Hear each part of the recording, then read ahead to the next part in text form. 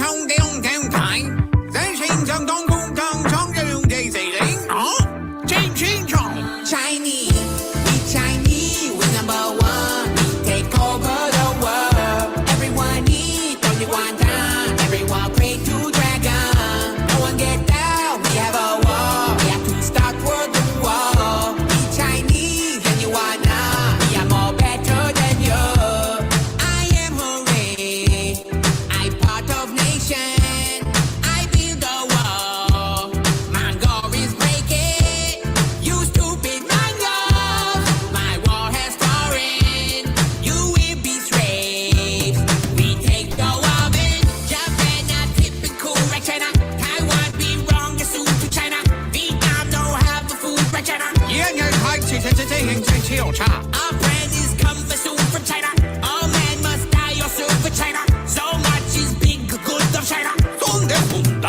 Chinese, we Chinese, we China We Tibetan master We Chinese, we do good We are take over Hong Kong No one get down, empire We have all food and water We Chinese, tell someone China is number one 都是政府的提醒 Enjoy song but no dance Keeping is great He our leader Capri don't shoot Cause I'm a It's not a tumor With arms wide open Drinks on EP China is all thing We will take Mexico, we China We plan to train the Jews and runners You'll get some bread and Cooper butter China is number two, ha ha ha I joke we number one, we China We touch young guys food in China 你係應乜 cream of 心人㗎 Chinese, we Chinese, we take Taiwan Give all their kids our friends up Everyone need to be China No one can be Mongolian Me and Yamat, we have a wall Now we invent Nintendo We Chinese, we Sino We always take and kendo We Chinese, we number one Take over the world Everyone need only one time Everyone pray to dragon No one get down, we have a war We have to stop world the war We Chinese, and you are not We are more better than you 感谢你的聆听我是你也在收听的人的确不会太好我们不要后人忘记我这些喊口那个 Let me be clear.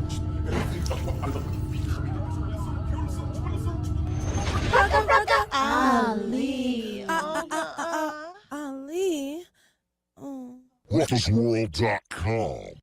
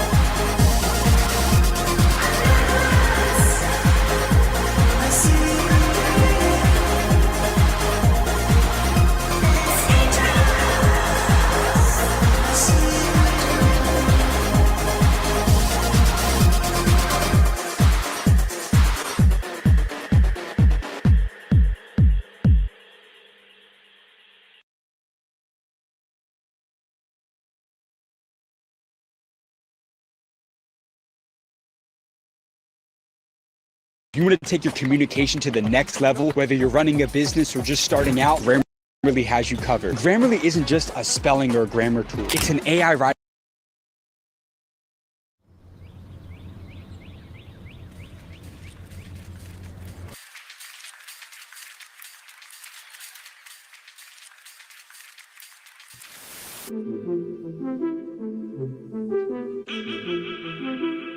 Gracias, me encantaron.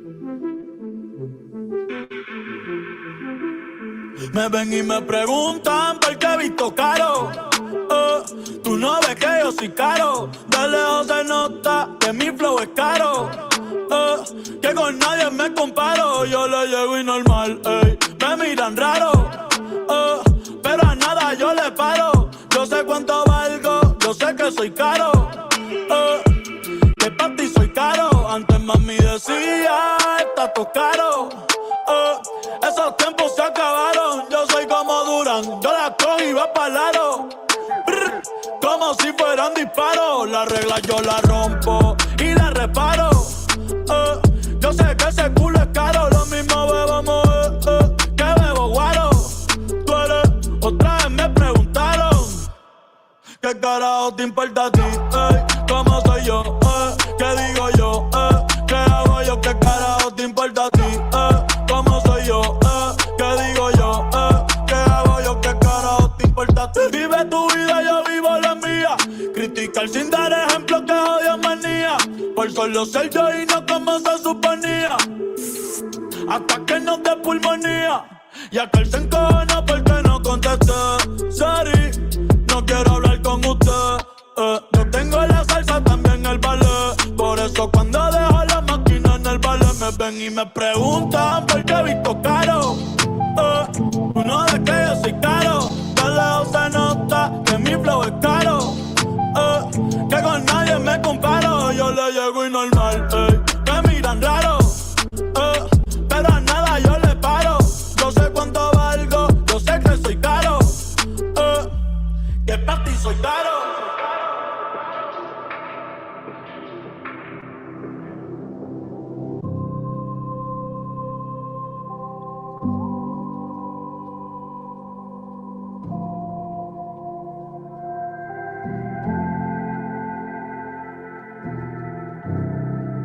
¿Por qué no puedo ser así? ¿En qué te hago daño a ti? ¿En qué te hago daño a ti? Yo solamente soy feliz. ¿Por qué no puedo ser así? ¿En qué te hago daño a ti?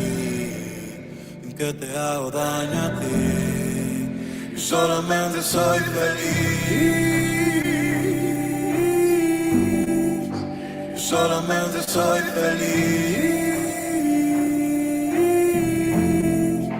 Solamente soy feliz. Solamente soy feliz. Solamente. Y ser feliz nunca me ha salido caro. Ahora veo todo claro, con dinero, sin dinero, mi flow es caro. Y con nadie me comparo, yo le llego y normal, me miran raro. Pero a nada yo le paro. Sé cuánto valgo, yo sé que soy caro. Que para ti soy caro. Va a poner baby.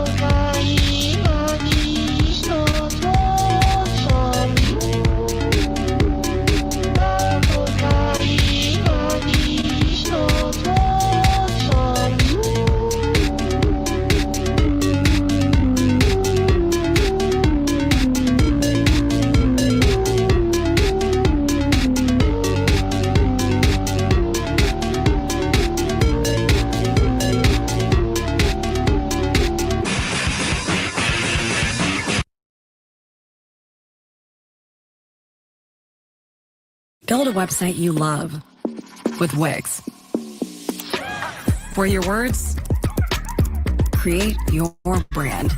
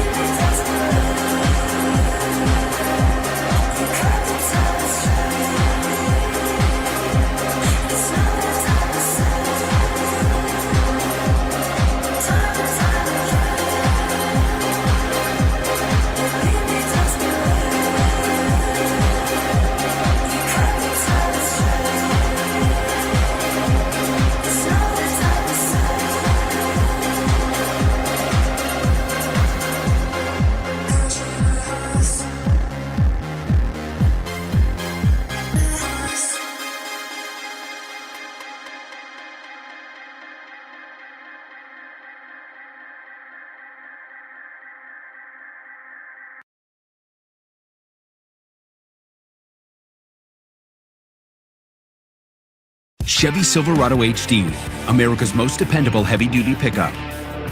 And Chevrolet. Cut! Young Spike, you have something to say.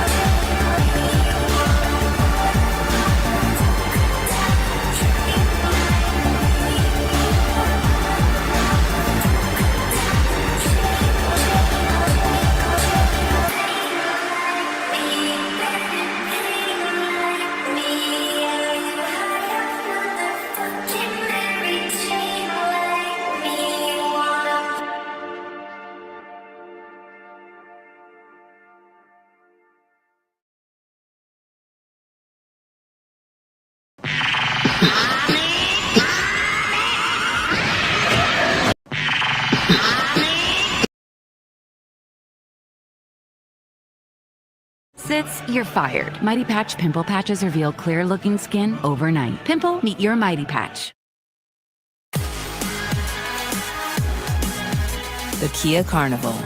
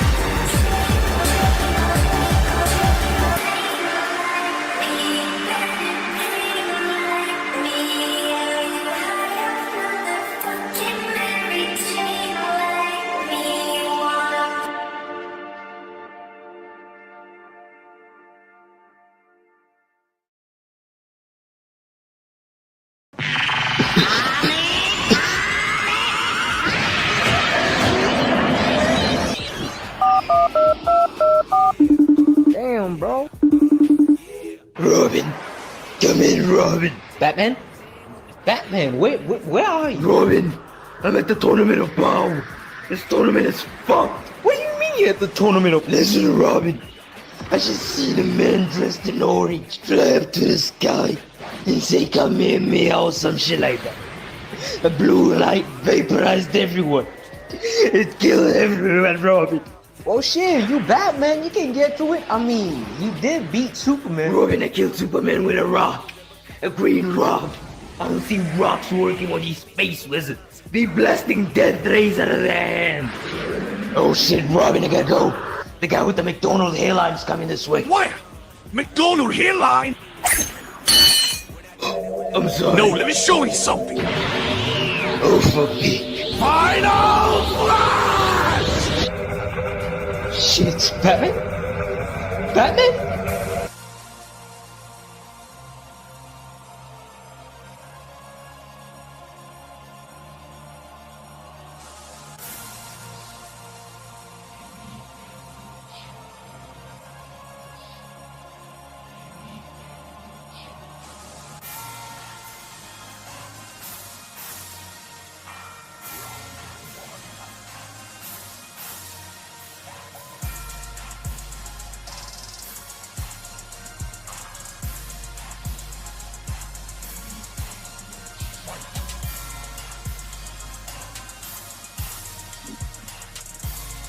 Yeah, welcome to the show. Yeah, it's your host, the most froze, the bad boy, of indie comics, the future of indie comics, the CEO of Glacier Mountain Comics.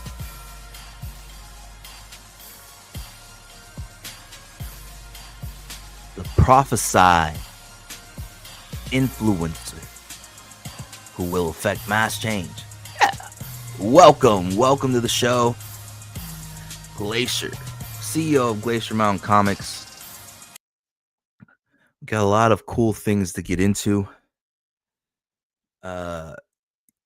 Keep in mind, the banner below has my Twitter handle in it. You can follow me on there to see all kinds of works in progress. For all the comic books I have in production. You never know what stage of the game you might get to see. You might get a peek behind the curtains at layouts, pencils, inks, finished colors, character designs, concept design.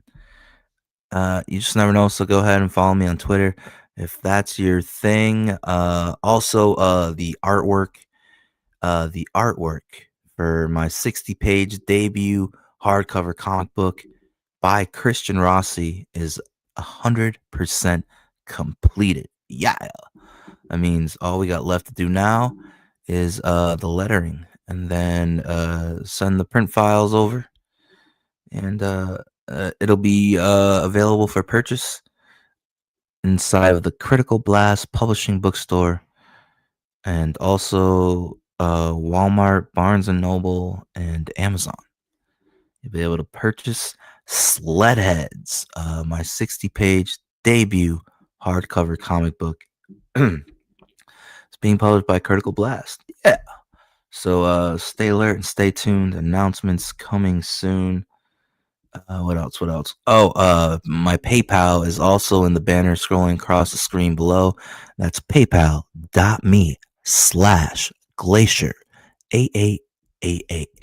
Go ahead and leave a donation. If at all tonight you are entertained or uplifted spiritually in any way, then consider leaving a dono. Yeah. Now, good evening. Thursday evening. How's everybody out there doing on the tubes of you? Yeah. Salute worldwide to all my spiritual warriors out there. The message is clear, and the message is this: stand down. The war is over. There's no more wars. The war is over. Now is the time to build a new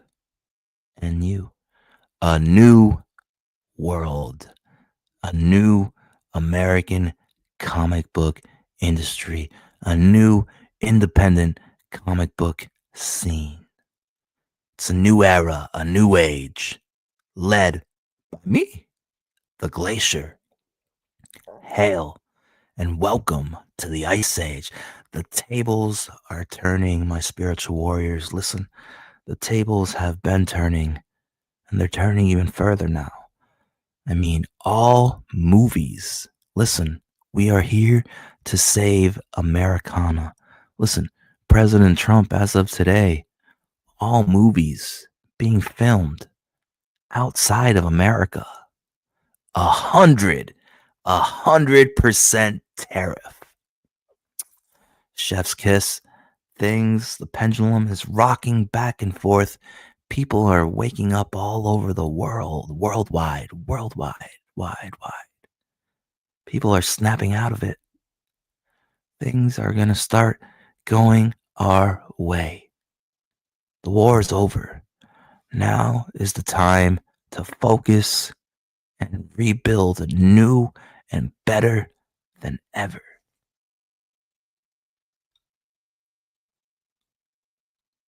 We're never going to win if we keep the infighting and we just keep eating our own fucking tail. The more we chase and bite at our own tail, we're not going to have it in us to defeat the dragon that is manga and anime. Not only you killed everything we fucking loved just to spite us. I'm talking to you, you wokies and you radical leftists, just to spite us. And while you did that to us, we've been getting fucking beat down and mangled by all the manga and the anime. You know, the war is over. Things are going back our way. We got some people over there in Japan land. In the spirit of competition, we have some people to put in their place, to push back, to make comic books cool again. I can't do it alone. I need help, network, connection, whoever you have has any amount of influence and power. Gather them and invite them to join us in saving Americana Step 1 comic books. If influencers and celebrities, look how Charlie Kirk tapped into the young, tapped into the youth, woke up the younger generation that was lost. There's at least two, if not 3 generations that we just fucked off. Don't even give a fuck about comic books. All these weebs.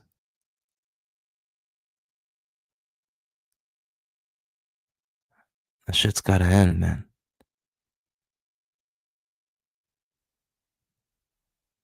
So the message delivered through me, delivered through this fat fucking vessel of a fucking body that I possess. Stand down. Everybody stand the fuck down. The war's over. Now is the time to build a new world. And is it a coincidence or a universal synchronicity that during this new era, this new age, the Ice Age, the president, the glorious president of our beautiful country, greatest country on the planet, the president has deployed ICE during the Ice Age while simultaneously putting a 100% tariff on all movies that are filmed out of America, out of this beautiful country. We're going to take it back. We're going to fucking do it. Do you fucking hear me? Comic books will rise again. I strongly believe with everything in me that the West is superior. The West is supreme. And it's only a matter of time. But we're not going to do that if we keep tripping up and eating our own fucking tail. The war is over. Hail and welcome to the Ice Age. Yeah. Now let's see. On to the subject of tonight's stream. We're gonna EFAP quite a few spiritual things. I've got to do my part to get the vibrations back to stability, and so I will do my part. And shout out to all my spiritual warriors out there. Hang soon and hang tight. We're fucking coming. It's not a joke when I say Glacier, winter is coming. Yeah. You can feel it. Like sayings and language They come from generations and generations and generations back. You know, the saying, what people say, I can feel it in the air.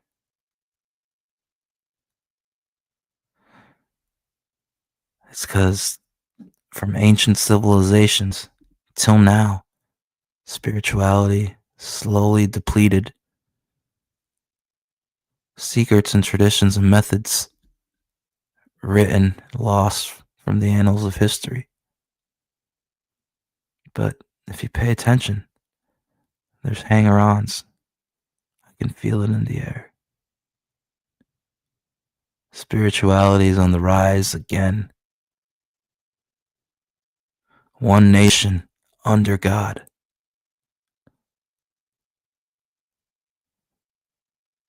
So now we're going to EFAP this video here from Lucas, aka Local Script Man, aka Hartwell.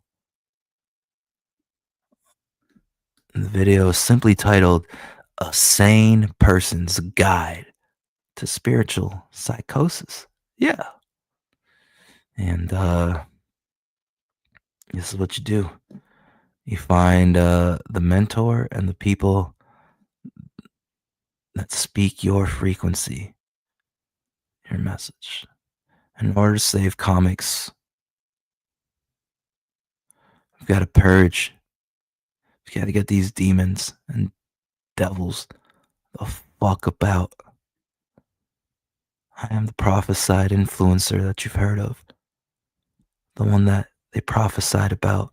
The influencer that would come and affect mass change. Stand with me, my spiritual warriors. We're almost there. We're almost fucking there. Thank you. Hail, brother.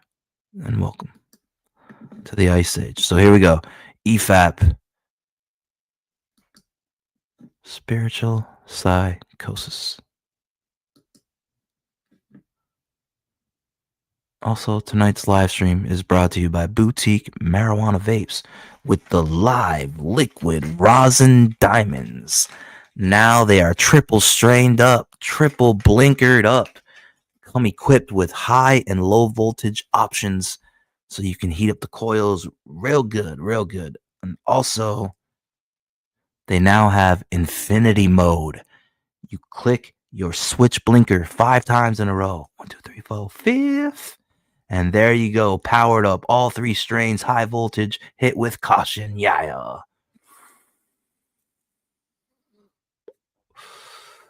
And so tonight's live stream is brought to you by the lovely indica strains of Blinker Berry, Pluto, and Blue Mango.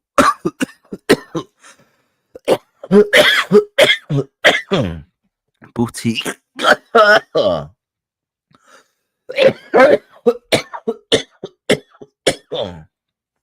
Boutique marijuana vapes. Best vapes in the game with the live liquid rosin diamonds. And let me tell you something. Infinity mode is no joke. Take that shit. Only if you're a true champ. You know what I'm saying? And shouts out to my favorite strain of the night, Blue Mango. Blue Mango's tasting heavenly right now. Speaking of heavenly, let's get into it. Spiritual psychosis. Stand strong. You stand in the light. You stand tall and stand on business. Lion. Lionheart. Lion King. I'd rather have 10 lions than 100 monkeys any day of the week.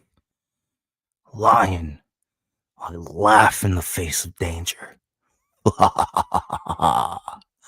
Yeah. PayPal.me/Glacier 8888. Also, if you are touched by the spirit during this stream, spread the message to your friends and families.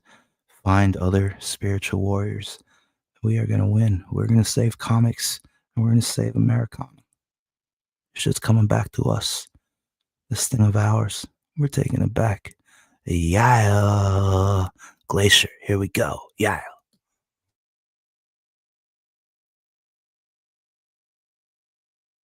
Spiritual psychosis is a topic that I think is going to get a lot more traction in the next few years. Why is this? It is because we are seeing mass spiritual awakenings all around the planet. Shit is happening. I will not pretend to know exactly what is going on. I do not know. All I know is that I have gone through this and I've come out on the other side of it, and I would like to help you in your journey as well. My name is Lucas, and this is the beginning of what I hope to be a real movement. So, first thing you need to know is that you are saved. Like, you're good. You're gonna be okay. The summit is written. Future you is doing just fine. You're wondering, how can he say that? He's just on the other side of a screen. He can't just say that it's gonna be okay, that it's promised. It's not me who's saving you, but that's a topic for later. You're going through some shit right now. I'm gonna describe spiritual psychosis, and this may be what you're going through, and I'm gonna...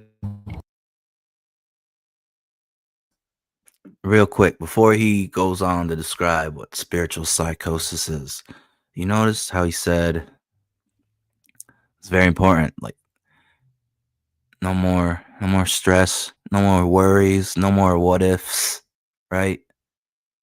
The summit is written. And you're doing just fine. You're in the future time. You're doing just fine. It's already written.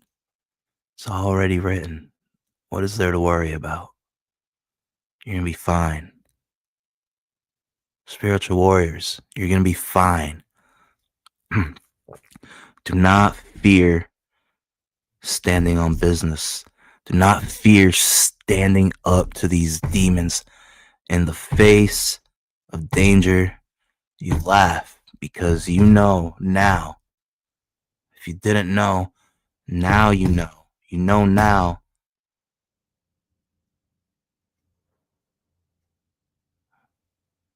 Are they coming for me? Why are there all of a sudden planes flying over my house? They done dispatched the drones. It's gonna be okay. Do not fear to stand up in the face of evil. Okay? The summit has been written. We win. Spoilers. We win. Do not fear the consequences of standing up and standing against evil. Thank you. Talk about different forms of spiritual psychosis, because it has a few distinct flavors I've noticed from going through it myself and talking to people who have gone through it. So firstly, spiritual psychosis is what happens typically when a person who is not very spiritually present, who's not really about that life, suddenly has kind of a moment where they're like, oh my God, there's something else. And it can be very sudden, it can be very subtle, but it is the arrival of a new axis of consciousness in you. So you've just been going like this your whole life, and then suddenly just something hits you and you're like, oh wait, there's a y-axis. That's crazy. And this can be very, very jarring if you have no support system, if you don't really have people around you. And so when this new dimension of consciousness arises, a lot of people will start to really cling to signs and symbols, and they'll start to believe that certain futures are destined to happen and unavoidable. And it can be absolutely terrifying, because God is terrifying. Like, this is so far beyond you. And I don't support smoking cigarettes, by the way. I'm just doing it. That's all I have to say about that. Let's talk about a few different forms of spiritual psychosis. Number one is what I call dune brain.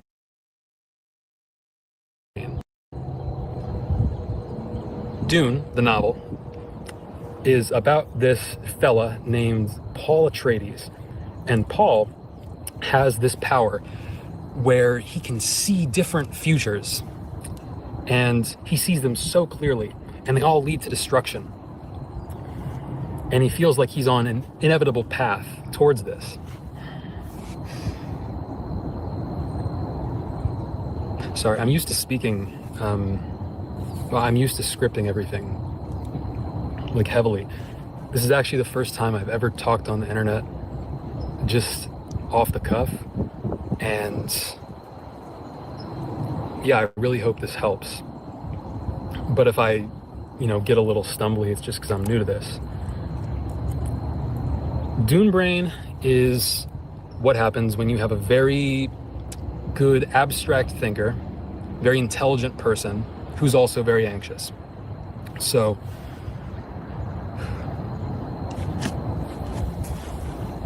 you're able to see these paths, these horrible futures, and you know that this is a valid thought that you're having because you see step 1, step 2, step 3, you see the path in front of you and you're like, oh my God, this is gonna happen.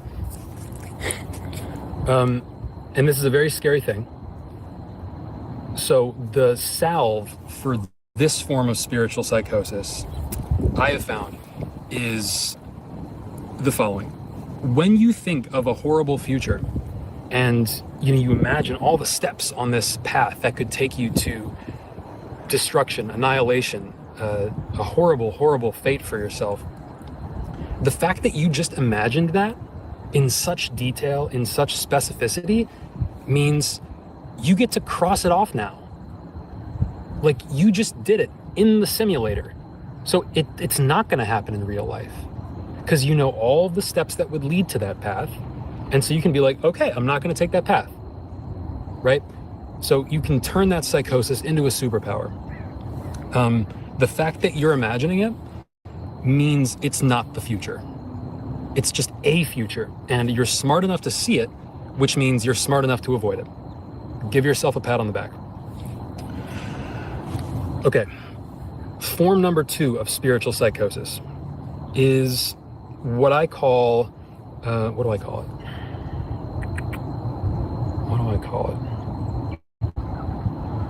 Oh, kind of like a knock on wood mentality, right?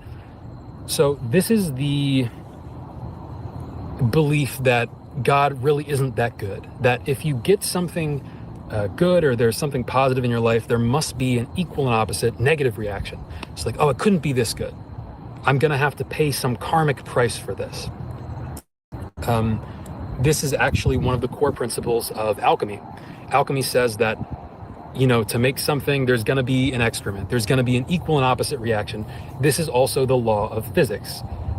For every action, there's an equal and opposite reaction. There's always gonna be a shadow. There's always gonna be a thing on the other side of that pendulum.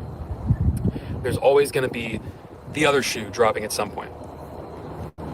And so this mentality pretty much like messes up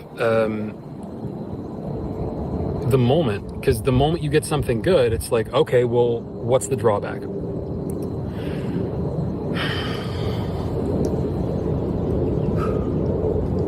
You must remember that this is not how karma works. This is not how God works. God does not follow the laws of physics. So you think there's going to be a punishment in exchange for the good thing? No. Good begets good, begets good, begets good, begets good.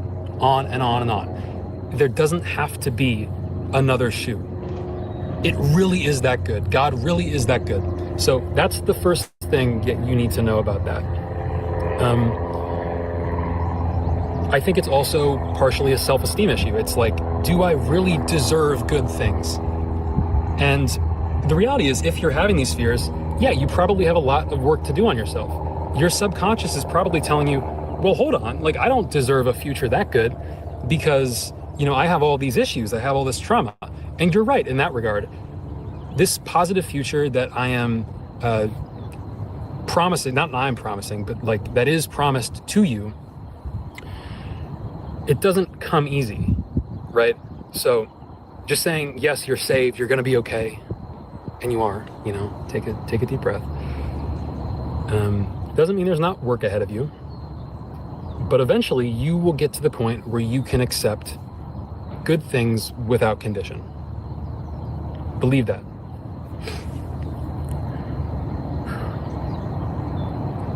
Okay, the third and final form of spiritual psychosis that I want to talk about is, I think, the most malicious and the most dangerous, and the one that... The most what? The most, huh? Wow! What is the third form of spiritual psychosis? By the way, I like how psychosis, like, one of the ways you learn, and memorize stuff, like as far as like spelling, if you see more than one word in a word, yeah, psychosis is psychosis. So maybe you're being a sissy, you're being a woman, you're being a woman when you're being a psycho. Psychosis. Huh. Oh, what if that's a good character name for a book? I'm gonna design her tonight. Meet Psychosis. Yeah. And of course she's got to be white, right? Because cis could be a double entendre for cyst male. I don't know where I'm going with this. Okay. What's the third form of spiritual psychosis? Yeah. Malicious and the most dangerous. Okay, the third and final form of spiritual psychosis that I want to talk about is, I think, the most malicious and the most dangerous, and the one that can really, really do damage. And this is certainty psychosis. So it is the belief that, well, it's not even certainty, it's more like you read something or a psychic or something told you that the future was going to be a certain way, and you internalized it and you took that as absolute certainty, right? Because you're an uncertain person in an uncertain world, and so whatever it was, you received a sign, somebody wiser than you or somebody you perceived to be wiser than you told you, oh, actually, the truth of the universe is that we are living in a simulation, or something of that nature, right? Anybody who gives you a certain answer, and they say the universe is this is going to happen, this is the future. I would lump anything urgent in there too. Anytime somebody gives you a definite timeline. And so this is kind of a false salve for your problem. And if you're in a very weak psychological place, like you just experienced this spark of divinity or something for the first time, it can be really, really tempting to just look for the nearest quick answer. It's like, oh, it's reincarnation. Oh, it's this. Oh, it's that. You got to understand that you are not supposed to know. It's supposed to be a mystery. And anybody who tells you they know exactly what is going on is capping. Stop the cap. Stop all the cap. So you see where my conundrum is? Did I put myself into spiritual psychosis by going to the family psychic?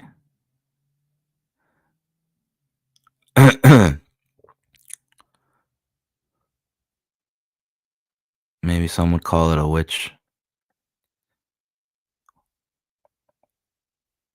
Who, by the way, all their predictions and forthcomings, 100% complete and accurate, which is why,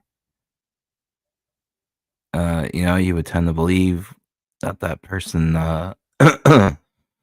gifts are real. But he brings up a good point. He says, you're not supposed to know.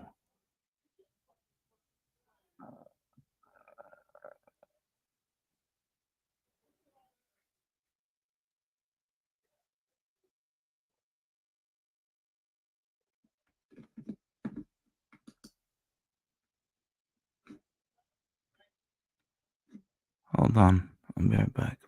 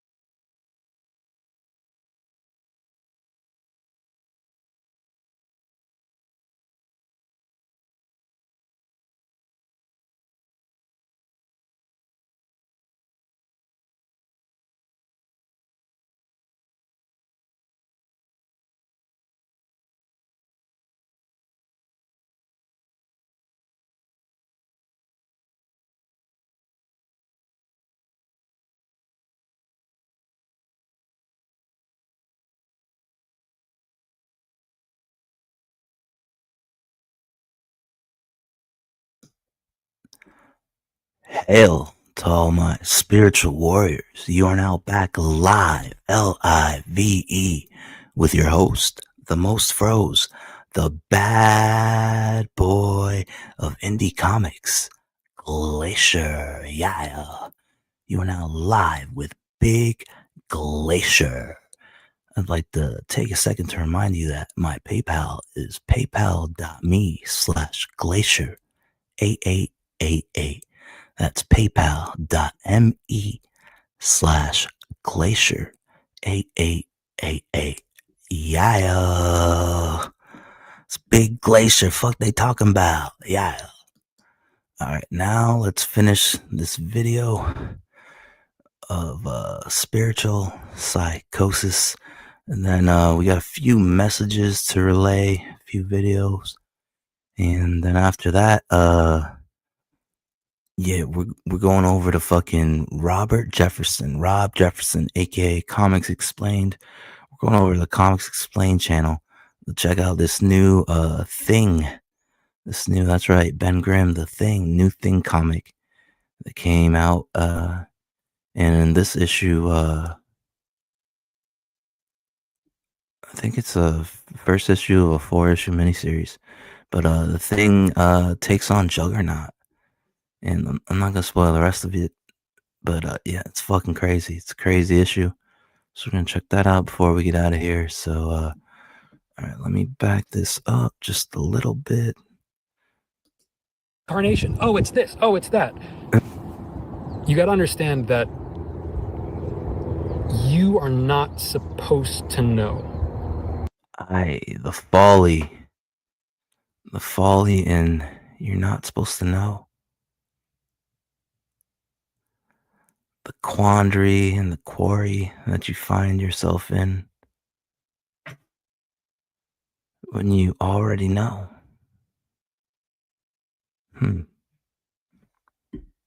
It's supposed to be a mystery. And anybody who tells you they know exactly what is going on is capping. Stop the cap. Nobody knows. It's not meant for us. We are these itsy bitsy mortal creatures. We're not supposed to know exactly what the hell is going on.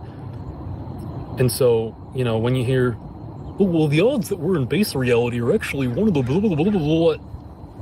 No, don't accept that. And unfortunately, the internet is very, very good at propagating this kind of psychosis. You have a screen in your hand, and there's no imagination to it. It's showing you something, you're reading something, and the way these TikTok algorithms, like I was just on TikTok the other day, and it started trying to like tell me shit, like specific things would happen. I've heard of people being prophesied things by TikTok saying, oh, your future is going to be this and this and that, and you have to do this or this bad thing is going to happen. All of that insistence, all of that certainty is counter-spiritual. You cannot allow yourself to get sucked into that. You have to learn to be okay with the uncertainty of it. The moment you feel yourself getting too certain, too attached to one conception of reality, you're going off the rails, right?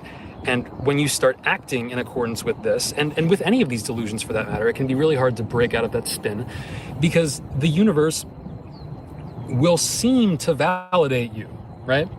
Because you are tapped into divinity. And that's, I think, the thing people don't realize about spirituality. Tapped in to divinity.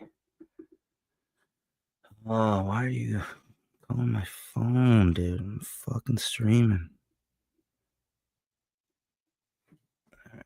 Tapped into divinity. Is that there is pure, undiluted spirituality. You know, it's that perfect white light. It's God. It's the singularity of goodness. Singularity of goodness. Right? But also,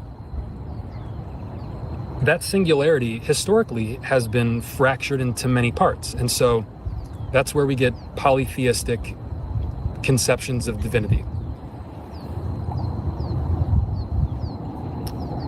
I think of it like a prism. So, pure white light. Listen. a prism. All right. So you start off with the pure white light. Like a prism. So pure white light goes through a prism, right? And on the other side comes all of these colors, all of these different personas and versions of divinity.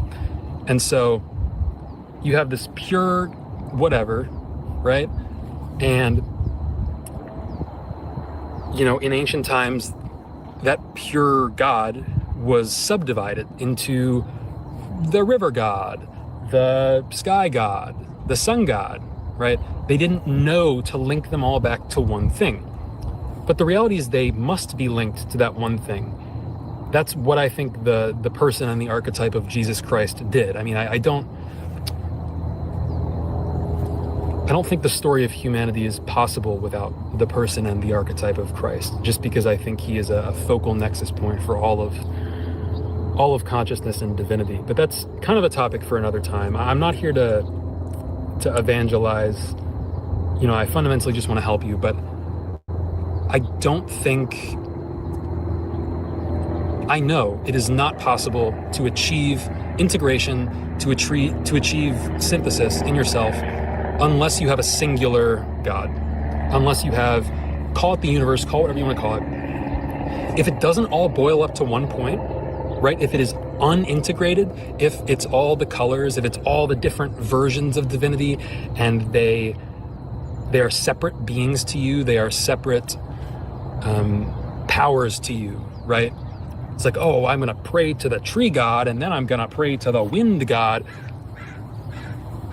It doesn't work. Integration should be your goal. Yeah. And integration is a word that you're gonna hear me say a lot. Integration just refers to the process of becoming one. One in yourself, one in your beliefs. If you're familiar with internal family systems, it's really on the rise right now. It is basically a way of thinking about the mind and the self, where you have different personas. So instead of being one self, you actually are a bundle of characters, and these characters come out and take center stage at different times. Yeah. Other Glacier and many more DLC. Bundle of characters. They, you know, swap out on the wheel depending on the situation you're in. And the characters in your bundle depend on your background. So if you had a really unsafe childhood at home, you most likely have a protector persona. And when you feel unsafe, this protector steps right up and says, okay, we're gonna be strong, we're gonna handle the situation, we're gonna be closed off, right? But then, you know, maybe in a different set of circumstances, the helpless persona comes out, where you're just like, oh, I need help, where's my thing? And so, one, recognizing which one you're coming from is first, obviously. Awareness is the lizard running around. I hope he comes over here. Awareness comes first, right? Now, awareness is the first step, and it's certainly not easy, but you can't stop there, right? You could be like, all right, I know all my personas. I can identify where I'm at, which one I'm in. I've effectively diagnosed myself, right? But don't stop there. You know, you need to integrate them into a single point, that is you, or else you will be perpetually fractured. So that's gonna be the central theme of what I'm doing on this channel, is just trying to help people reach a more whole and balanced sense of self. I'm still learning this stuff, and you know, this is going to be a journey for me too. I just know that as a person who has succeeded in the yapping world, and you know, I consider myself to be pretty competent with articulating stuff, and I've gone through this spiritual journey, I am uniquely equipped to talk about this and to help people through this. So, final thoughts on the topic of spiritual psychosis, because I don't want to make this video too long. There's going to be more in the future. I'm going to, I probably won't read comments just because I get self-conscious and I'll start overthinking it. So I'm sorry if I don't respond to nothing. But I hope this is resonating with you. And you're going to be okay. Like, you're going to be good, dude. The world is good. It is crazy to me how some people will argue with you tooth and nail that the world is bad. Like, that'll be their argument. I'm just like, no, actually, I think it's going to be okay. And they'll be like, oh, but did you see the thing? I can't believe the government. Blah, blah, blah, blah. Don't you understand? It's bad. Come on, join my shitty reality. Join it. Validate me. Validate the fact that everything sucks, because they want everything to suck. They want you to acknowledge that their world is shit. Because if you do that, then they can relax and they can be like, oh, whew, okay, I'm glad everything sucks. Because if it didn't, then I would be wrong. And nobody wants to be wrong. But the world does not suck. You do not suck. You might be in a really shitty place right now. You might be absolutely scrambled. You might have nowhere to go with this. It's gonna be okay. A few more notes, because I don't know when I'm gonna do the next video. Signs. I wanna talk about signs real quick. Basically, this is just the act of using a framework of symbols that is unique to you as kind of indicators of whether or not you're doing something correctly or whether or not you need a course correction. If you are seeing bad signs, you do not understand signs. There are no bad signs. There are like, yeah signs, and there are, wait, hold up, don't do that. Those are the only kinds of signs. You will never see a sign that it's like, it's doomsday, or like a sign that you're gonna die. Because like, one, why would God do that? Why would he taunt you by like prophesying horrible things? That would be insane, right? So that's not what it's about. If you are,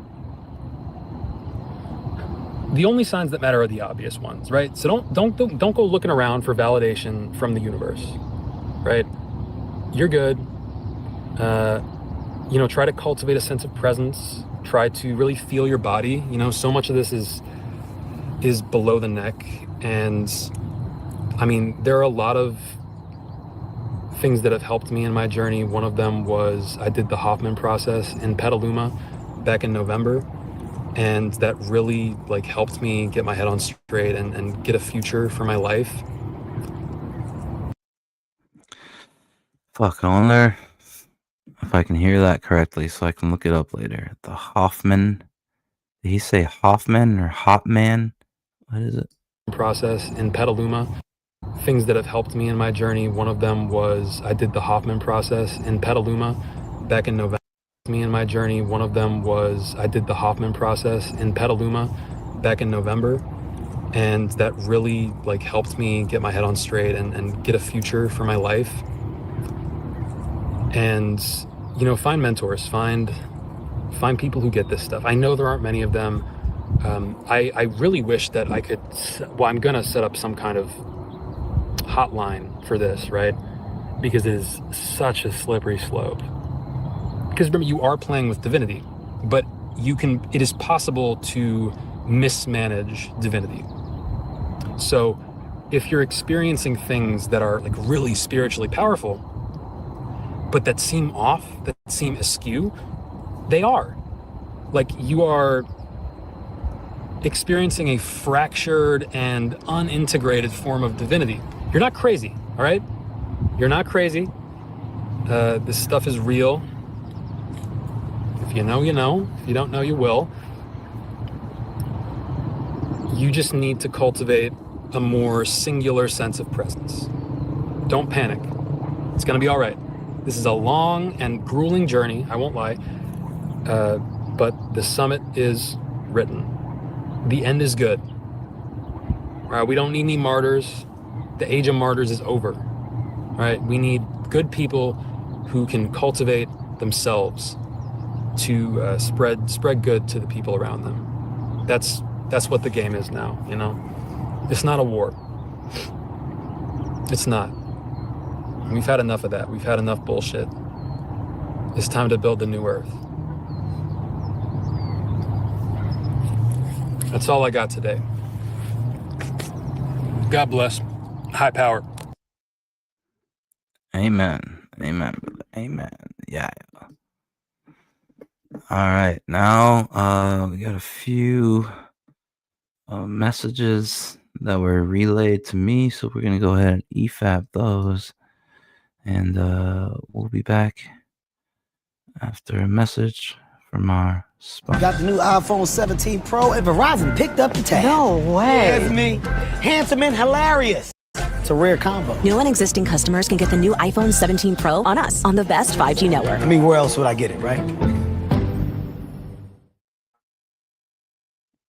This video is jank. What's going on, guys? This is Rob. We are... Whoa, yeah, we might have to watch that later. I forgot about that. Batman versus Deadpool. All right. Let's see. Scrolling up here. Here we go. Iron Iron in the Soul.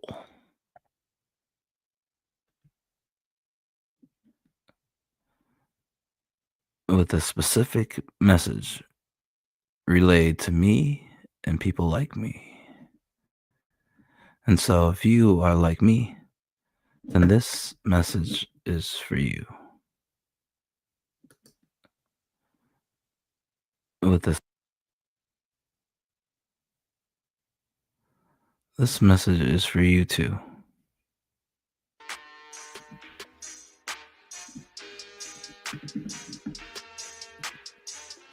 Hail and welcome to the Ice Age. Yeah, it's your host, the most froze, bad boy. This is your big bro, King Shabazz. Back today with another very important message.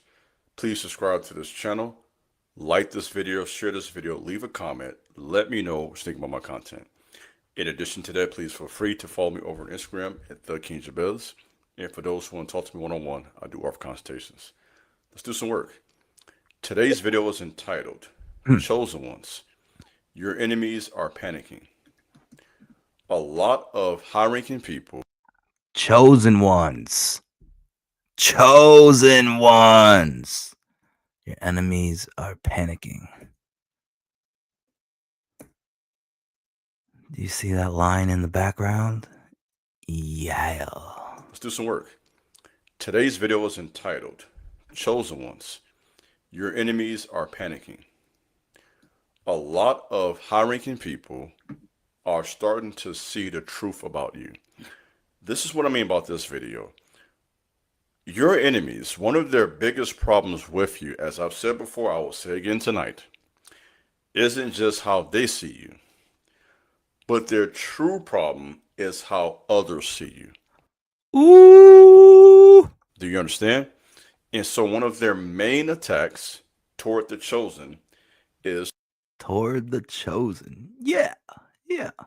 To, it sounds simple, but it's true, slander, to gossip, to lie, to try to manipulate the dirt worming the perspective and perceptions. Yeah. Perception others have of you. That's a big part of the game. My name is Cecilia. I'm a mom of 2 girls, a psychologist, and I choose to transform my PBC treatment journey with iCurvo. And they do this multiple ways. One of the ways you do it is through isolation, right? Let's say if you are at a job, if you are at a community, you are in an environment where it's clear that you will just shine. They try to push you off in the corner somewhere.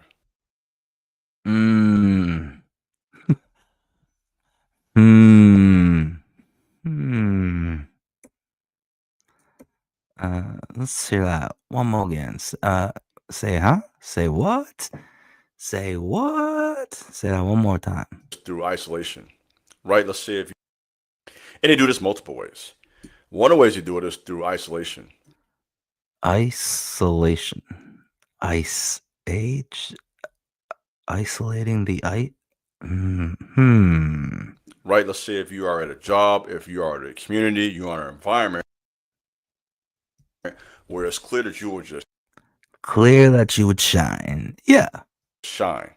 They try to push you off in the corner somewhere. They try to keep you out of the loop, right? Ooh.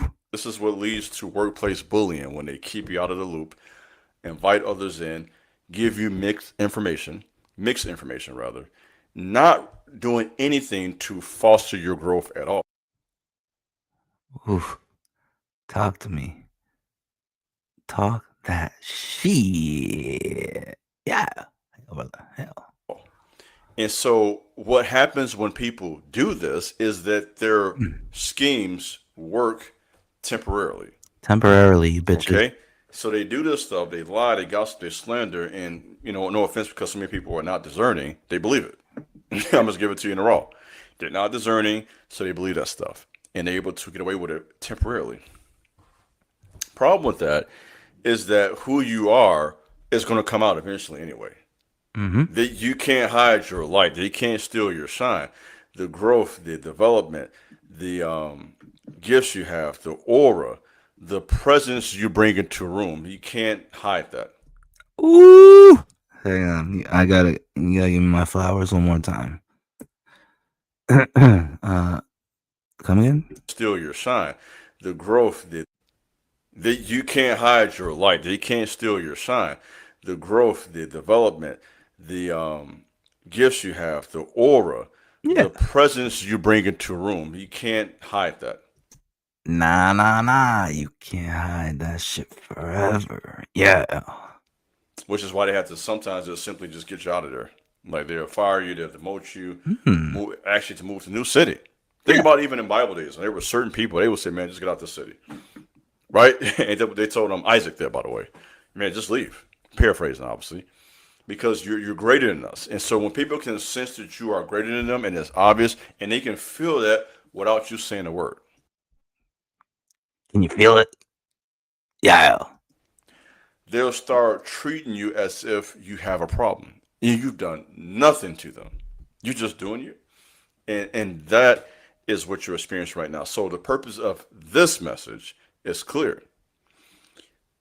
People who are in position to promote princes and power, high-ranking people, elite people, those who have the resources to help you get to your next big move, right?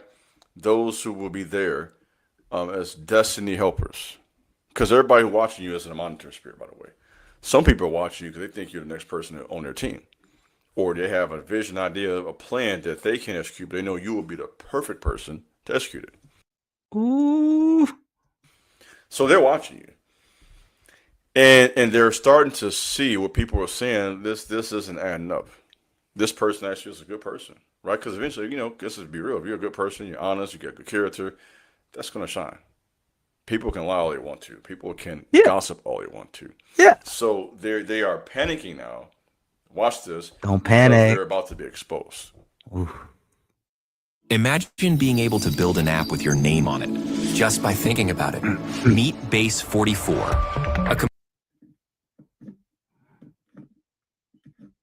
That's why they're panicking. Let's be clear. Okay, you know, whole time, right? The problem been you. You've been trying to draw attention to me, draw attention to you, you know, in context of this video, right? And people are not dumb. They're going to eventually figure you out and realize, no, this person actually is a real deal. This woman is the real deal. The problem is really you. You're the phony. See, they will do everything they can to act like you're phony. Am I talking to you tonight? You're the problem. All right? And they're going to do everything they can in their power to try to blemish your image, right? Undermine, act as if they're better than you, try to imply this superior intelligence when sometimes it's just cap, flat out. Okay? They do all that stuff. And again, it's this design to confuse, to manipulate, to control. Witchcraft, basically. Witches. Witchcraft. Witches and all you witch lovers out there trying your manipulation tactics. That ends here. That ends now. big glacier. Fuck they talking about? Yeah. Can you feel it? My spiritual warriors out there. The day is among us. We're not supposed to know, but I know. This vessel knows. Spoilers. We win. Thank you. Intimidation, domination, and manipulation. Basically, it's this design to confuse, to manipulate, to control. Witchcraft, basically. Witches. Witchcraft. Burn the witches. Intimidation, domination, and manipulation.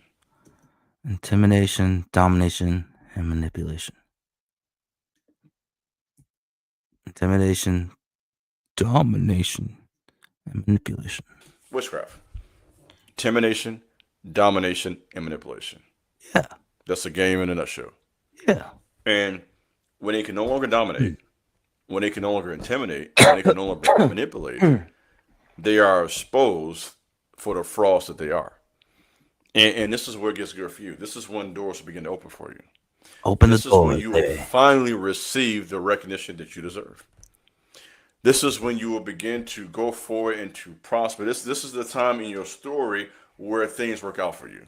That's my point. You know, you're not going to be in isolation. Let me talk to you tonight. You will not be in isolation your entire life.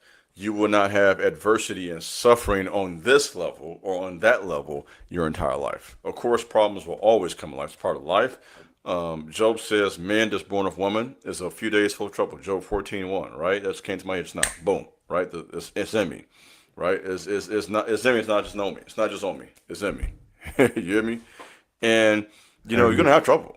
But you're coming to a place now where your troubles are about to turn to triumph. Yeah. You did. Your Yeah. troubles, let me talk now. That felt good saying. Ooh. Wow. Speak it. Talk that shit. Amen, brother. Amen. Turn to triumph. You did. Your troubles, let me talk now. That felt good saying that. Are about to turn to triumph. Do you hear me? I have said for years, I'm getting fired up now. There is no triumph without trouble. And we focus on the trouble, but we act like the triumph is not coming. Come on, let me talk to you tonight. I done got one. Took me a while to warm up. You hear me? I'm warmed up now. The trouble won't last forever. The purpose of that trouble is to refine. Let me straighten my back up. Straighten your back up and talk to me. To refine you, to make you stronger, to make you better, to get you in a place now where you are unstoppable. Hallelujah. You hear me? Yeah. Unstoppable juggernaut. Everything you did to scorn me just made me stronger, made me more powerful. Yeah. Glacier. Hell, and welcome to the Ice Age. A new era, a new age, a new time. My time. Yeah. No weapon formed against me shall prosper. Won't last forever. The purpose of that trouble is to refine. Let me straighten my back up. Straighten your back up and talk to me. To refine you, to make you stronger, to make you better. To get you in a place now where you are unstoppable. Wow. Ready to lose the hat and regrow the hair? With Choose by Hims, you can regain your hair and your confidence. You hear me? And that's where you are at in this place in your life. People can tell the tables are about to turn for you. Listen to me. God, come on now. Them tables are going to turn. Them tables are going to turn. Your money will not always be funny. You hear me? You will not always be struggling. It's called breakthrough. Boom. That bread finna add up. Boom. More clients for your business. Let me talk to you. Open doors. Getting that promotion you want. Yeah. Getting that opportunity you want. Starting that business. Yeah. Finding a second job for those who are looking that route. Hey, granddad told me a long time ago, sometime it take two. Come on, sometime it take two. Granddad been told me that. Rest in peace to my grandfather. Come on now. Thank God I had me in my life. Sometime it take two. So what am I saying? You get my point. Whatever that means to you. So for some of you, let me break it down, is you getting that second job you're looking for to add that bread up. For others, it may be get more clients for your current business.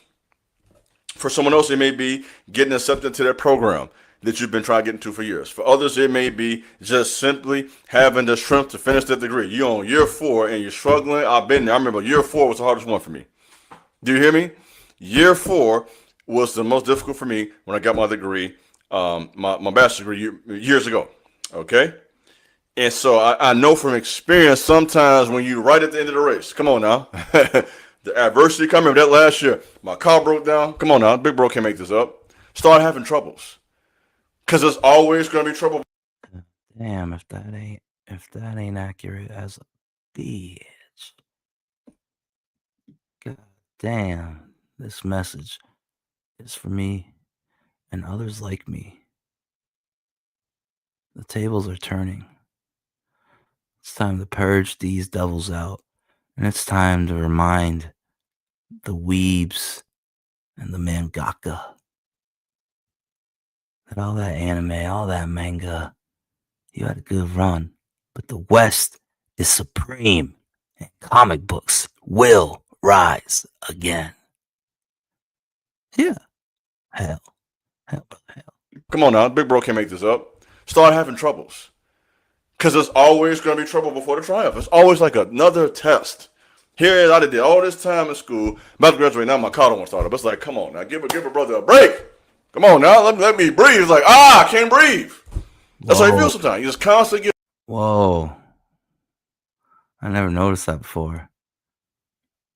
Was that a signal? Come on now, let me breathe. It's like, I can't breathe. That's how you feel sometimes. You just constantly getting choked out. Constantly having that adversity come your way. And I made it, of course. I was able to finish. Eventually got the car fixed. It took everything I had, to be honest. The transmission went out. Fourth year. You know what I mean? You can't make this up. It's like, man, give a brother a break, man. I'm doing everything I can. I'm thinking back now. Working, taking these classes, doing all this stuff because in college on very limited resources. Just in here, you know what I'm saying? Fighting for my life. I know y'all been there too. Some of y'all been in college, been through the same stuff. You know what I'm talking about. I ain't the only one. For some of you, it's military. You just in a place where you just fighting for your life. You hear me? And that's the way it is, chosen ones. And you know what I know now, looking forward now at my experience now in life, this is what comes from being chosen. That's why I say chosen. I know what this is all about. When you're chosen, a chosen man, chosen woman, you have chosen problems. But you also get that chosen blessing too. Let me tap in. The greater the testing, you know how. What I'm gonna say? What I'm gonna say? The greater the testing, the greater the blessing. So the higher the socks, the more down the fool. Yeah. When the adversity comes, you will eventually be blessed. And that's what you need to understand. So that's where you are at now in your life. Yeah.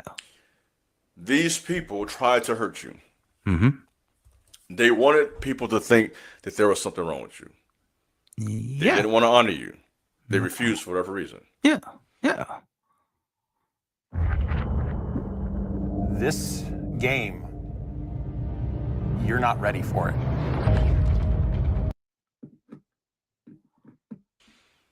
They promote you. You were worthy of it, and they just kept looking over you. Not looking over you, just purposefully ignoring you because they can't overlook you. They see you. Your presence is too strong for them not to see you. You see me? See. Somebody said they see me. They're choosing to ignore you. They don't want to help you. Because they know all you need is, you're a type of person, all you need is one good push and you gone. Yeah. And they know that. And so they're doing everything they can. And now they are in a panic. That's the download we're getting here tonight. They're panicking. Panicking Skywalker. Kind of like they're glitching. You understand? Somebody glitch because it's no longer working. When something works over and over and over again, all of a sudden it just stops. They're stuck. Yeah. So now they look stupid because they've been trying to make you look dumb all this time. They've been trying to humiliate you. That's why we talk about the humiliation ritual. People constantly trying to play games with you, playing with your top. Right? That's just slang for not respecting your mind, not allowing you to be the best version of yourself. Basically playing in your face. They've been constantly playing in your face. You see them, they see you. They're playing games, and it's over. Over with. Shit's done. Dunsky. Dunzo. Kaputs. Finito. Terminated. Out of here. match is over with. Can't play those games with the Glacier. Yeah. Playing in your face. They've been constantly playing in your face. You see them, they see you. They're playing games, and it's over. Over. That's what this message is about tonight. Their games, Amen. their manipulation, their lies, all the stuff they've done that has hurt you. Because again, it will hurt you temporarily. The Most High allows that to develop you. That's what they don't understand. Yeah. So it was allowed temporarily to develop your character, to make you stronger, to bring out of you a strength you didn't know you had in the first place. Allowed temporarily. It's a new day, a new era, a new age. Bundle up. It's gonna get cold. Oh, it's gonna get cold, brother. Hell, brother. Yeah. Okay, because the pain pushes out power. You know, I'm gonna stay on brand with what I said, what I've been saying. The pain pushes out power. Remember that. Okay. Yeah. Got a whole video on that one. Go check that one out. Pain pushes out power. And now you are in a place now where they gotta get you out the way. So now they're pouting. this I know you went. They're pouting now. They went from, you remember that, you remember years ago, even if you were They're now pouting. Why the fuck you crying? Why you always crying? Stop fucking crying. this before your time, you've seen the highlights of how the Detroit Pistons, I'm gonna bring this home now, beat Michael Jordan. What was it, 3-4 years in a row? The Bad Boys, Detroit Pistons. If you're from Detroit, ain't nothing against you. You know, Detroit, they had a run. They were cracking in the late 80s. They kept beating Mike in the playoffs. They had something called a Jordan Clause. They were triple team Mike. Mike couldn't do it. They would just make it impossible for him to do what he did. Well, you know, Michael Jordan being who he was, he figured him out. He kept going and going and going, and he got to the point where they couldn't do nothing with him. And you know what happened? The Bulls beat the Pistons in that East Conference championship. Yeah. You know what happened? What happened? So losers. I was so, you know, and you know, Isaiah Thomas, you my boy now, but man, bro, I'm disappointed in y'all. They walked off, didn't even want to shake Michael Jordan hand. I'm sorry. I mean, I know this is old now.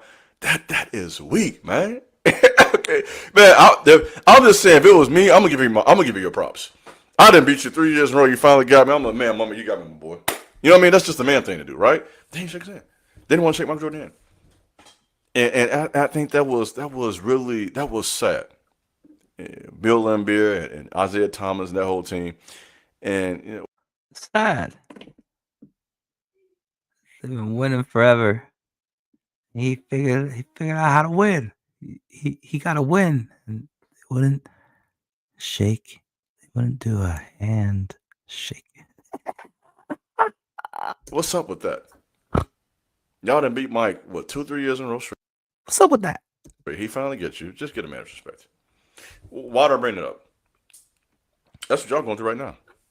These folks have been beating you over and over again, and by you being who you are, you eventually figured them out, and now they refuse to give you respect. So now they just sit back pouting. Like some little kids. That's why pouting. That's why everybody come around you now, trying to almost act like it's weird too, right? That's why you feel in the industry. Trying to act like somehow you did something to them. Gaslighting. That's what we call that, gaslighting. That's why they gaslighting you. Because you're beating them now. You're finally beating their butt. They've been beating you all this time, and you figured them out, and now you're on their heels now. And as opposed to just giving you your props, they have to now switch gears and act like you got a problem. Type stuff. Imagine that. So that's what you're experiencing now. They have been beating you. I gave you the Michael Jordan now. I'm tying it on. Let me teach you. Ain't gonna happen no more. Yeah. You finally got them, and they refuse to honor you. Guess what? We don't care. You still got your butt whooped. Ain't that what Michael Jordan told them? Ain't that what Mike told them? Still with your butt. Ain't that what Mike said when he beat him? And that's kind of what's going on right now. You don't care if they like it. You ain't gotta like it. I don't care what you think about me. You lost. And that's where you are at right now. They can't stop you, gang. They can't stop you, sis. You learned. You got stronger. You got better. I can't be stopped. Yeah. Never stop learning. Soak it up like a sponge. Yeah. They can't stop you, sis. You lost. Think about me. You lost. And that's where you are at. You know what Mike said when he beat him? And that's kind of what's going on right now. You don't care if they like it. You ain't got to like it. I don't care what you think about me. You lost.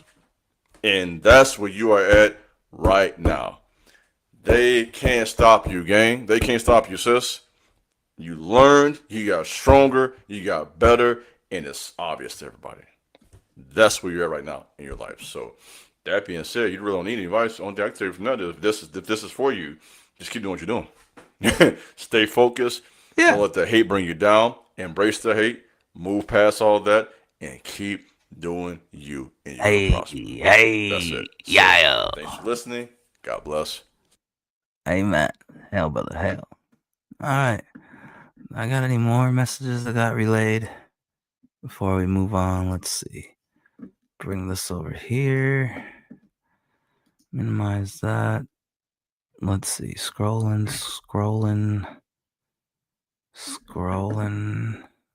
Okay, click that. Let's see. Which one of these did I get relayed? Be with you momentarily. Hold on. Please stand by for the closing doors. Okay.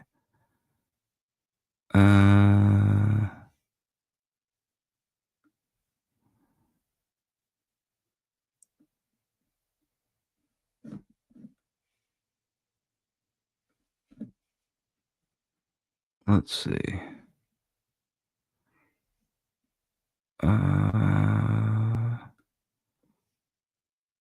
Was it this one?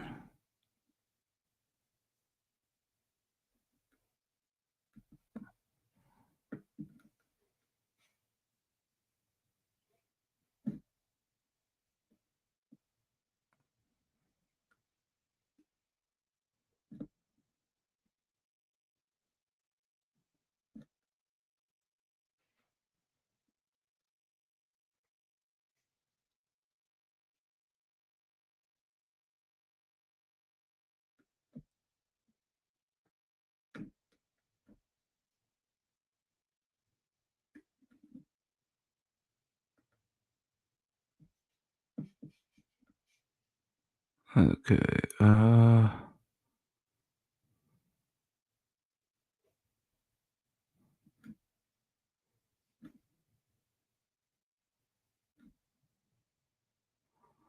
This is trippy. His thumbnails are all different outfits, and then the videos start, and he's rocking a different outfit.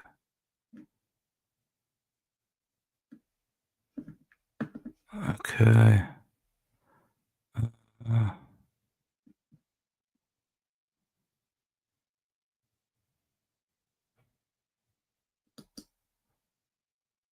I think it was this one that got relayed. Yeah, let's go with this one. I'm going streaming for like at least another hour, so we're gonna get into the couple messages. Treat yourself to big savings on top-rated pieces Ray during Moore, Raymore Flanagan's anniversary sale. Nurture mattress.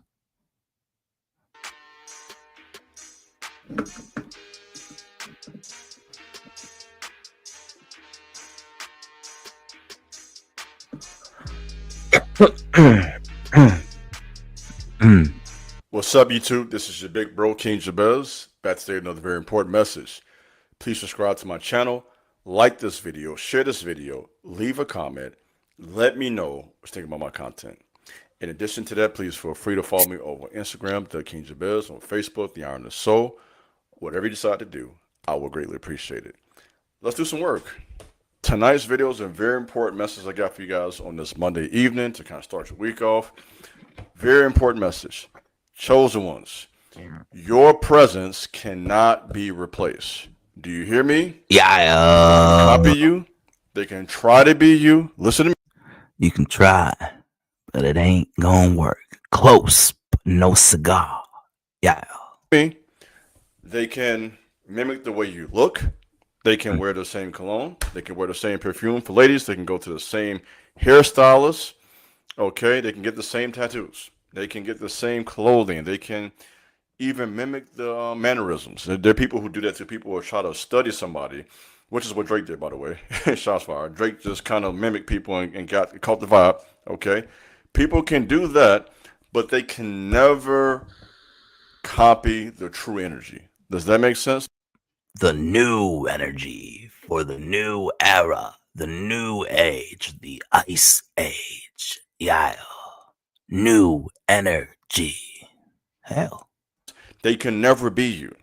Never. And so understand, no matter what you go through, opposition, rejection, times of being in isolation, dealing with satanic agents to come against you, a lot of them out there too, that are agents of Satan that are there to bring harm to you, to confuse, to overshadow, to steal, to copy. The devil always has his minions in position to. The devil always has his minions in position to copy, steal, overshadow. Whoa. You don't say.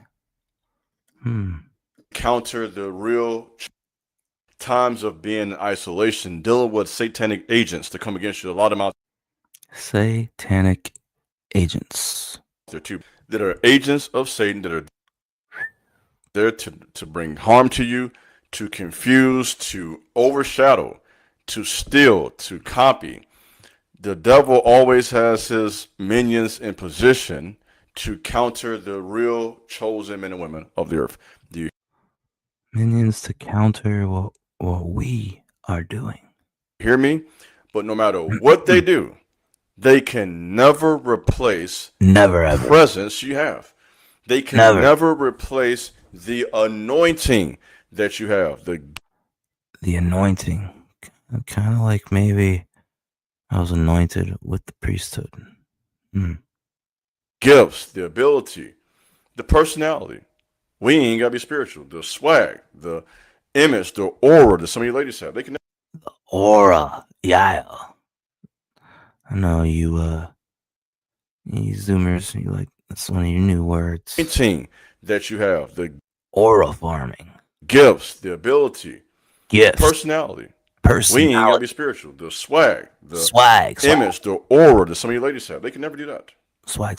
And so understand that what comes with this, it will also be the attention of elite people. Elite division people. Yeah. There are people in positions of power that are watching you. Oh, for sure. Believe that. Believe it. Yeah. And your lifestyle, the decisions you're making, the way you're growing, it has changed the way they see you. And sometimes you got to give people the benefit of the doubt. They may not see it at first. Yeah. I mean, it's hard. Yeah. It's hard to imagine a pile of shit could turn into a golden nugget. You know what I'm saying? It's hard to imagine that if you dig through a ginormous turd, there might be some gold in them there shit hills. You know what I'm saying? Everyone who doubts you isn't a hater. Let me say again, everyone who doesn't understand at first is not a hater. It takes some time for people to see your vision. It took you time to figure it out. So understand that people who may not know in their mind what to make of you now, and this is just reality, 6 months from now, a year from now, can clearly see, oh my goodness, this person has a lot of value. This person is really good at what they do. They can be useful to what I have going on. And so what comes with that is phone calls. What comes with that is opportunities. What comes with that, okay, you ready for this? Resources. Yeah. The money comes. The money. Bag it up. Ching, ching, ching. It comes. PayPal.me/Glacier 8888. Make it come. Okay, you ready for this? Resources. The money comes. The money will follow the attention. The money will follow the social currency. The money. Let's see if it works. Bring me. Wait, who's on the $100 bill? Fuck. Bring me Abraham Lincoln. Bring him to me now. I'll put 5 on it. PayPal.me/Glacier 8888. Thank you. Hell, brother. Will follow the personality, the beauty, being handsome, being strong, being gifted, being a hard worker. Yeah. Everything you have, everything about you, it's only a matter of time before the money follows. Ooh.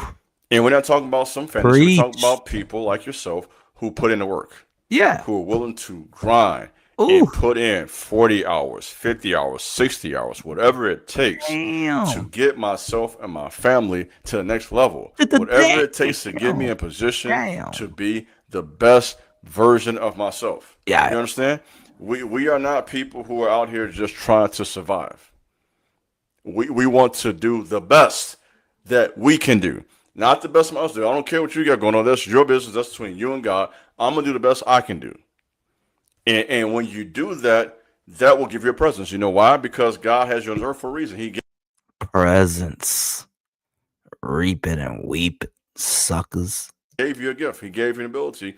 And when you showcase that by pursuing excellence, doing the best at whatever you do, as one of my mentors taught me growing up, however you do anything is how you do everything. Oh, let me say that again.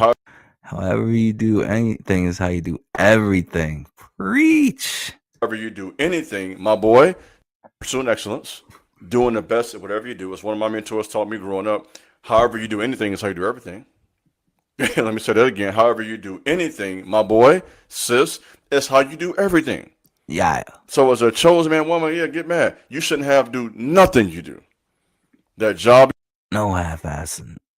None.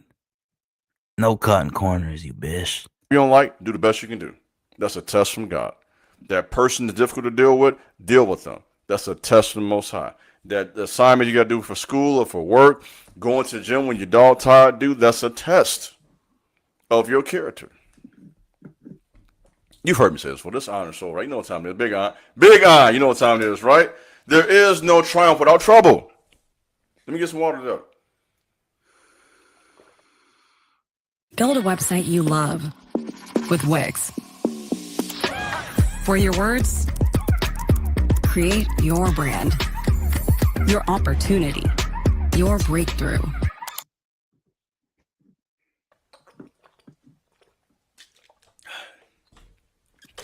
There is no triumph without trouble. Do you hear me?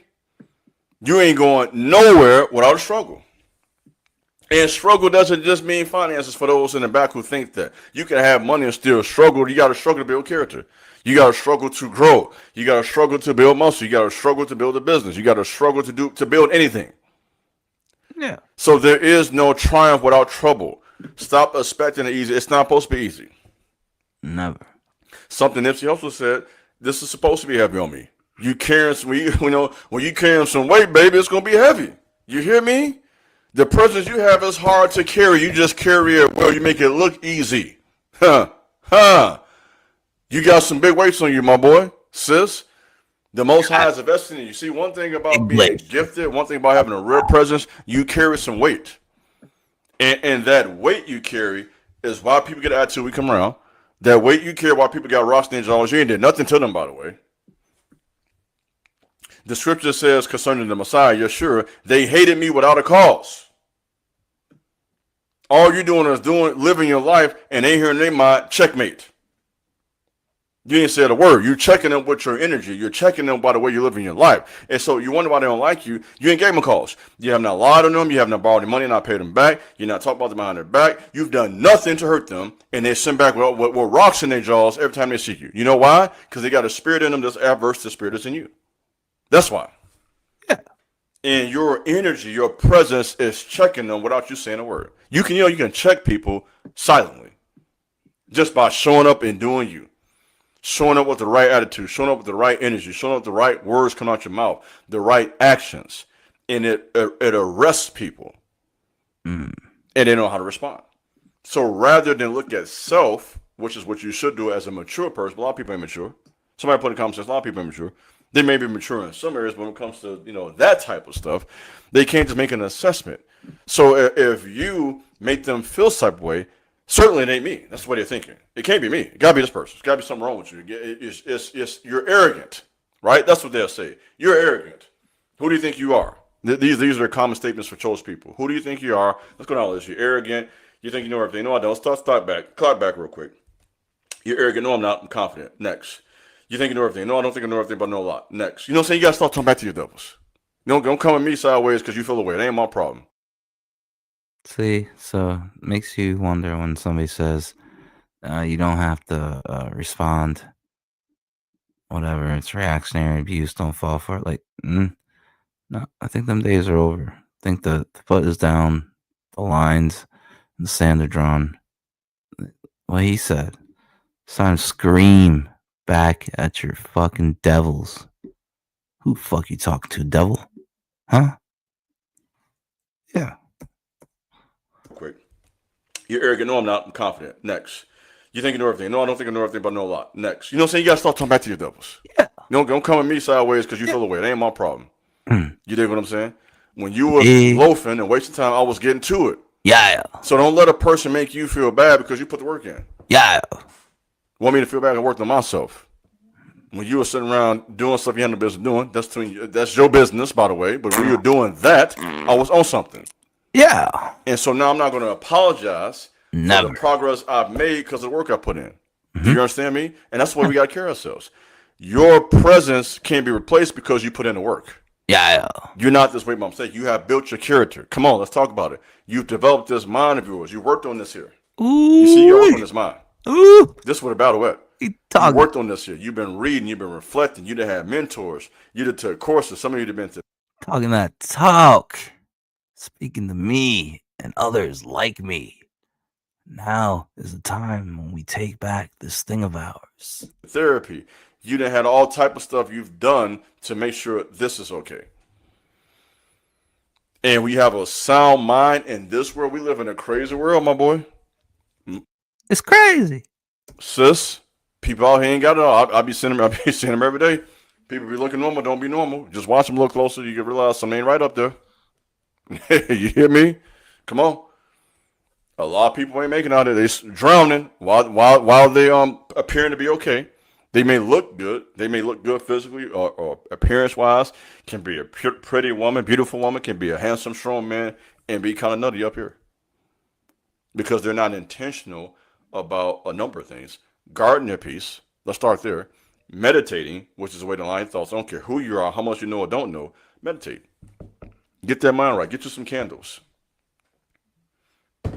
Light your candle. Read some Psalms. Get that mind right. Worry about, in other words, what I'm saying, worry about yourself. Yeah. And when you worry about yourself on that level, putting in that self-care, okay, and spending time in reflection, fasting from time to time. I told you before, if you can't fast, you can't last. You hear me? I'm talking to myself today. I'm feeling good today. You're not first, you're last. Yeah. Shake and bake, baby. Hey, by the way, if you can't fast, you can't last. If you want to last, if you want to endure and have endurance and be consistent over the course of 5, 6, 10 years, you got to fast from time to time. You got to meditate from time to time. I ain't saying you got to do it every day, but you got to spend time practicing these disciplines. Getting outside, getting that sunlight, getting that fresh air. As the old folks would say, go out there and touch some grass. Sometimes you need to just get outside and breathe some fresh air and realign your thoughts. Connect yourself with the creation as a creation of God. That's what we are. We are creations of the Most High. We are made in His image. You hear me? In Him, we live and breathe and have our being. You hear me? There is no us without God. That's for about 5 of y'all who want to take God out of everything. Okay? Ain't no you and me without God. My boy, sis, we are here because He made us. Huh?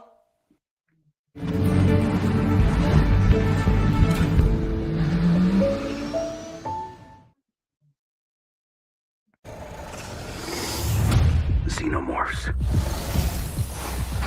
If they reach Earth. And we got to get out there in the creation that He created for you and I. And sometimes getting out there in the creation as a created being gets your mind right. I'm telling you. Some of you just need to get some fresh air. Get out the house. Get off your phone. Get off the couch. Go outside, sis. Go outside, bro. Get some fresh air. Enjoy your life. Enjoy your being. Sometimes it's a blessing just to be alive and be able to breathe some fresh air. You see what that is? That shows we are living beings. What Nipsey said is so hard to hear, but I'm still breathing. I'm still kicking. And in the world we live in, that's a blessing in itself. You better realize that. You hear me? Time on earth is not guaranteed. Anything can happen to any one of us on any given day, my boy, sis. Every day you and I wake up is a blessing from the Most High. Thank you, God, for giving us day. That's what we should be saying. Amen. You know what I mean? And that type of mindset will help you to stand out. That gives you a presence. See, when you think that way, that automatically gives you a presence. Because that means you're down here operating, you're thinking the right way. You understand, I'm a created being, I'm alive. That's a blessing in itself. Let me enjoy this day for what it is. Yeah. You know what I'm saying? And that type of mindset will take you a long way.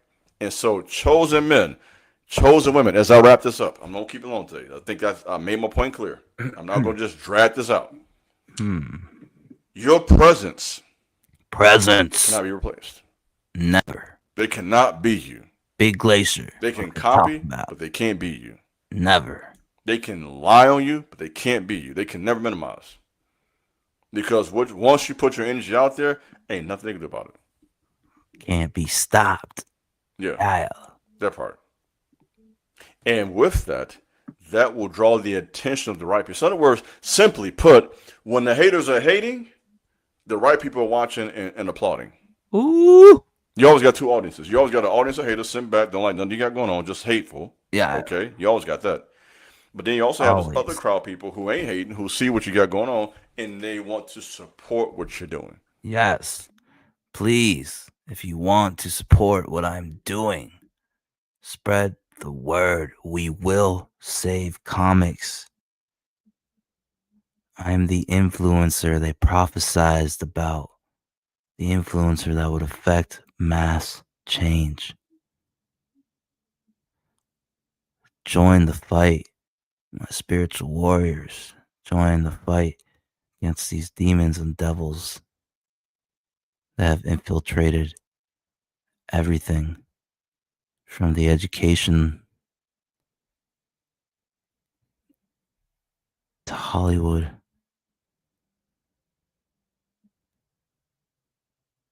They killed what we love, the American comic book industry, just to spite us.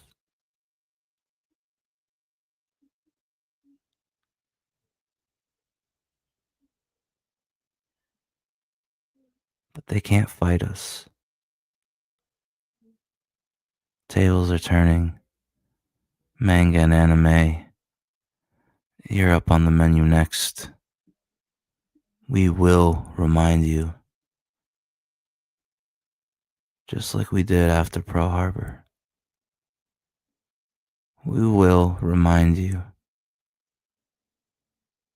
that comic books, not manga.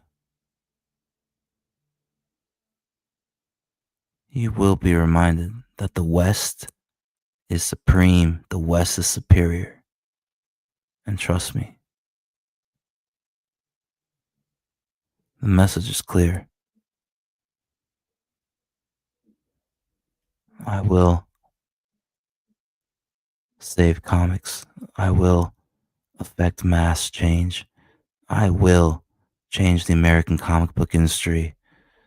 I will purge the demons and devils out of independent comics. And from the ashes, and you who choose to support this mission, we'll stand together and we will build a new world. A whole new world. Hear me?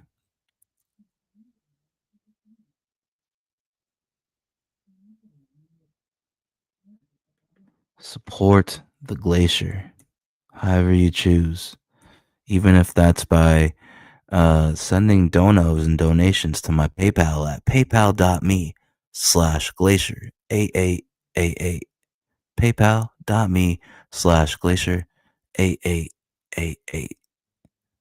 It's time to build a new world.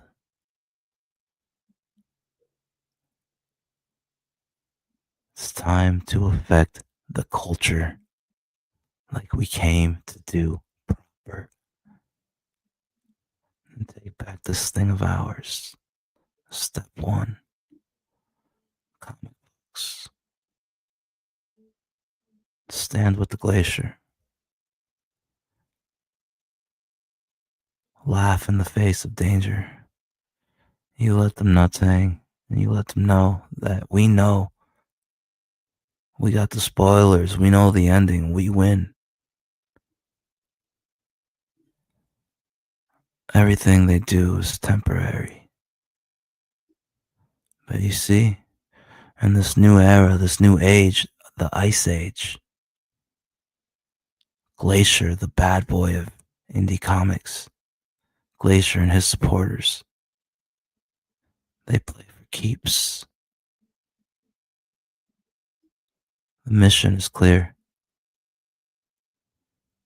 My time, our time, is now. Hail and welcome to the Ice Age. Join me. And don't be shy to support the righteous cause. You're listening now because you have that righteousness inside your heart.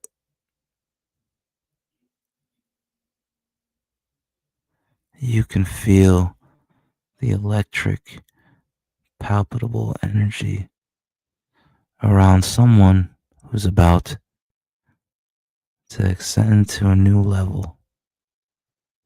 Before somebody blows up, you can feel the tingle. You can feel the shivers. Like, holy fuck, no way. Is it really? Can you feel it?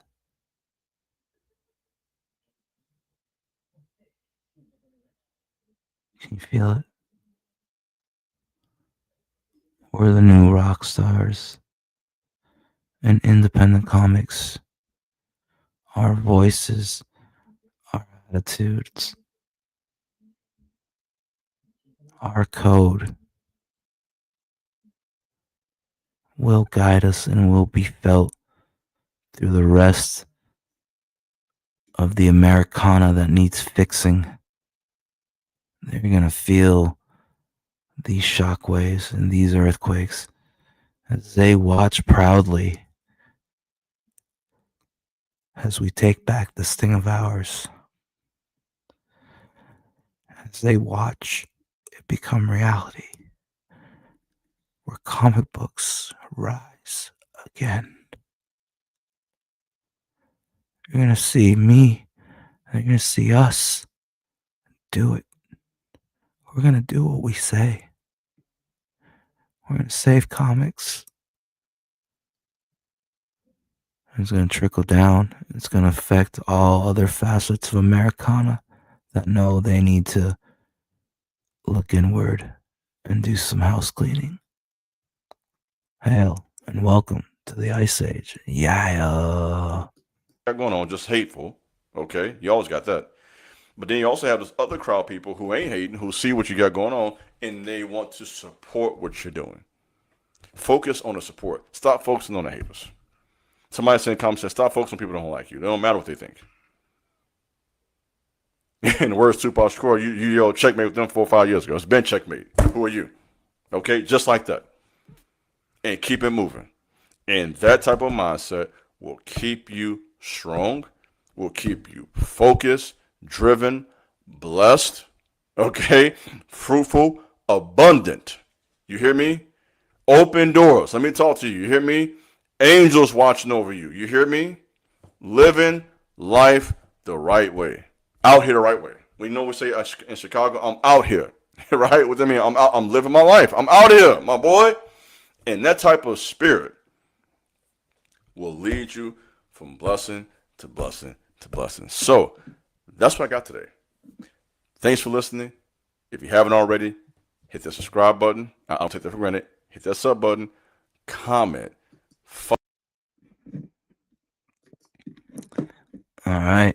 And those were the messages relayed to me, to this vessel, Glacier. And now relayed to you and put out for the world to absorb. And now we're going to head over to Comics Explained, Rob Jefferson Land. And check out this new Thing comic, Thing versus the Juggernaut. All right. Or wait, should we watch one more message?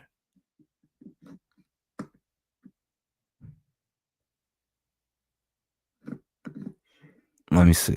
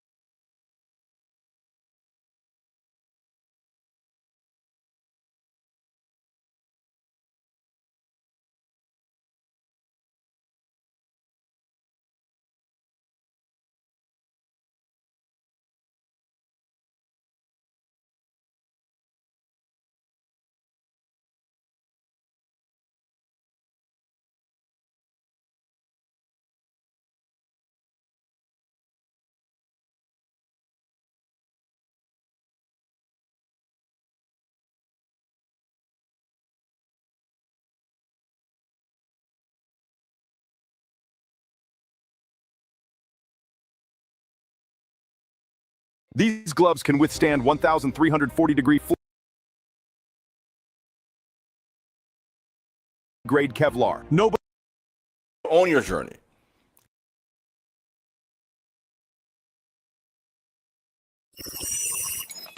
The hardest thing is to get started. You have to get it on paper. We have started to deal with computers. All right, one last message being relayed. Oh, that's a strange title.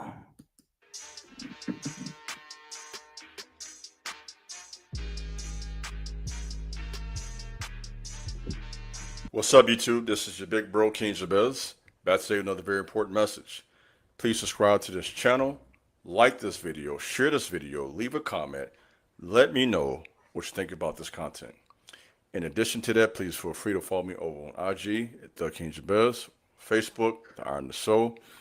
Whatever you decide to do, I will appreciate it. Also, for those who want to talk to me on a one-on-one personal level to get more in depth, in addition to the content I present, I do offer consultations. Let's work. This is a message that you need to hear. Chosen men, chosen woman. If you are a chosen man, which I believe, and if you are a chosen woman, many of you, which I believe, many of you men, many of you ladies, great potential, great things in store for you. Let's start right there. A lot of power. Yeah, power. Some of you don't realize the power you have, and power is a lot deeper than political power. Let's be clear on that. A lot deeper. Influence, your voice, your talent, your gifts, the presence that the Most High has given you, your individuality, your ability to influence other people for good. For good. GOOD. Yeah. If that is true of you on some level, you are being watched. And as a person who has created content online for years, I know that at this point. And I can't prove it, but I can certainly feel the energy. Feel the energy. Yeah. I can see what is happening online. Something comes to my mouth, and they see, no, somebody else is saying, okay, I'm being watched. It's obvious, right? Unless I'm just slow and not getting it. People are watching. So I want you to understand, chosen men and women, high-ranking people have been given specific instructions to watch and to monitor you. Understand that. When you are, in other words, when a person is meant to blow up, when a person is meant to have some clout behind them, some status, some volume, right? Influence, let's go biblical word, virtue, right? When there's a virtue coming from you, and that virtue can heal people. Some of you can heal through your words. Your words have the ability to heal and to activate. Words have the ability to do a lot of things. I can break that down and give like 20 purposes for words. We're not going to do it today. Maybe for another video. But words have all type of power. Let's tap in real quick just off the top of my dome. I'll be looking at my notes. You can build up with words. You can encourage. You can give people some strength. Sometimes words through a song can get a person through a hard day. I know sometimes I have some difficulty to do a good song with the right message get me going. When I'm going through a hard workout and I'm dog tired and I don't feel like going anymore, I got like 4 or 5 more sets left in my workout. Let me put Tupac on No More Pain. You hear me? Let me put them on No More Pain. And at that point, I'm turned up. I'm ready to go now. Ain't no more pain. I don't feel this. Chest burning. You hear me? Arms burning. Why? Because those words, it gives you that power to keep fighting. Power. If I'm looking for some guidance and Power. and I'm stuck in life, I'll crack the Bible open and get some wisdom, get some words of insight. No weapon formed against me shall prosper. Read that, and I'm ready to go. Yea, do I walk through the valley of the shadow of death, I will fear no evil. You know, start going through those Psalms and verses in the Old Testament, New Testament, and now my mind is right for the energy coming my way.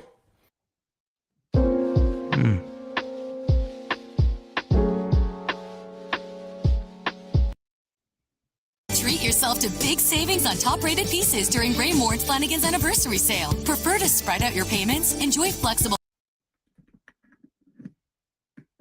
For the spirits coming my way, what's having energy? People say the energy is this. Energy's talk and spirituality is demonic. No, it's not. Energies have. Demons have energy. Okay, it's common sense. Every being has energy. God has energy. Demons have energy. Angels have energy. Humans have energy. I'm not sure why anybody would debate that. Okay, so when you have all that energy, and for those who like the word energy, spirits, someone like spirits, entities, whatever word you want to use, right? When you feel all of that, you're not just paranoid. Now, some of you may struggle with that, right? We talked about that too. There's some people who, and this is not anything against you, you think everyone's against you. And that's an extreme too, because everybody's not watching us like that. I'm going to just be honest. None of us, including myself, are really that important. Everybody ain't watching us. Sometimes we're just paranoid. So let's be clear on that too. Okay, so this is not a message to stamp or to authenticate or to prove you right for your suspicion of everybody. We got to be careful with that too, because everything is about balance. So if you're just suspicious of everyone, you got to be careful with that too. Give people a chance to prove who they are. Watch people and give an honest assessment. Don't judge people before they even show who they are. That's not good either, because you end up missing the right people that way too. And some of you end up, I'm gonna leave that alone, but you end up missing the right person for you, okay? Because you think the right person is like the wrong person you were before, and they ain't got nothing to do with that. But I'm gonna leave that alone because some of you don't want to hear that. That's just my 2 cents. I'm gonna just drop that and leave that right there, okay? So back on track, on track, because I am on track with this message. You're being watched. Okay? So we talked about the extreme of being paranoid and thinking everybody's watching you. That's an extreme. But the other extreme, right, is to think that this is not true. Because there's some say, oh, that's not the case at all. And that's a mistake too. If you are speaking truth and you are helping people, and not even just speaking, you have a presence. There is clear value to you. It can be you're a person who don't say a word, but your looks, you have a beauty, you're a really handsome man. You have something about you that people in power know can influence other people. So they ain't just words. You can be quiet and have a quiet strength about yourself, your aura. So we're not just talking about people who speak and do music. You can just be somebody behind the scenes. Really smart. They're watching you. the ability to create something we've never seen before. When you are chosen to do whatever it is, because people hear chosen, and this is me now going into my church background. Okay, when someone says they're called or chosen, right away people think pastor or missionary.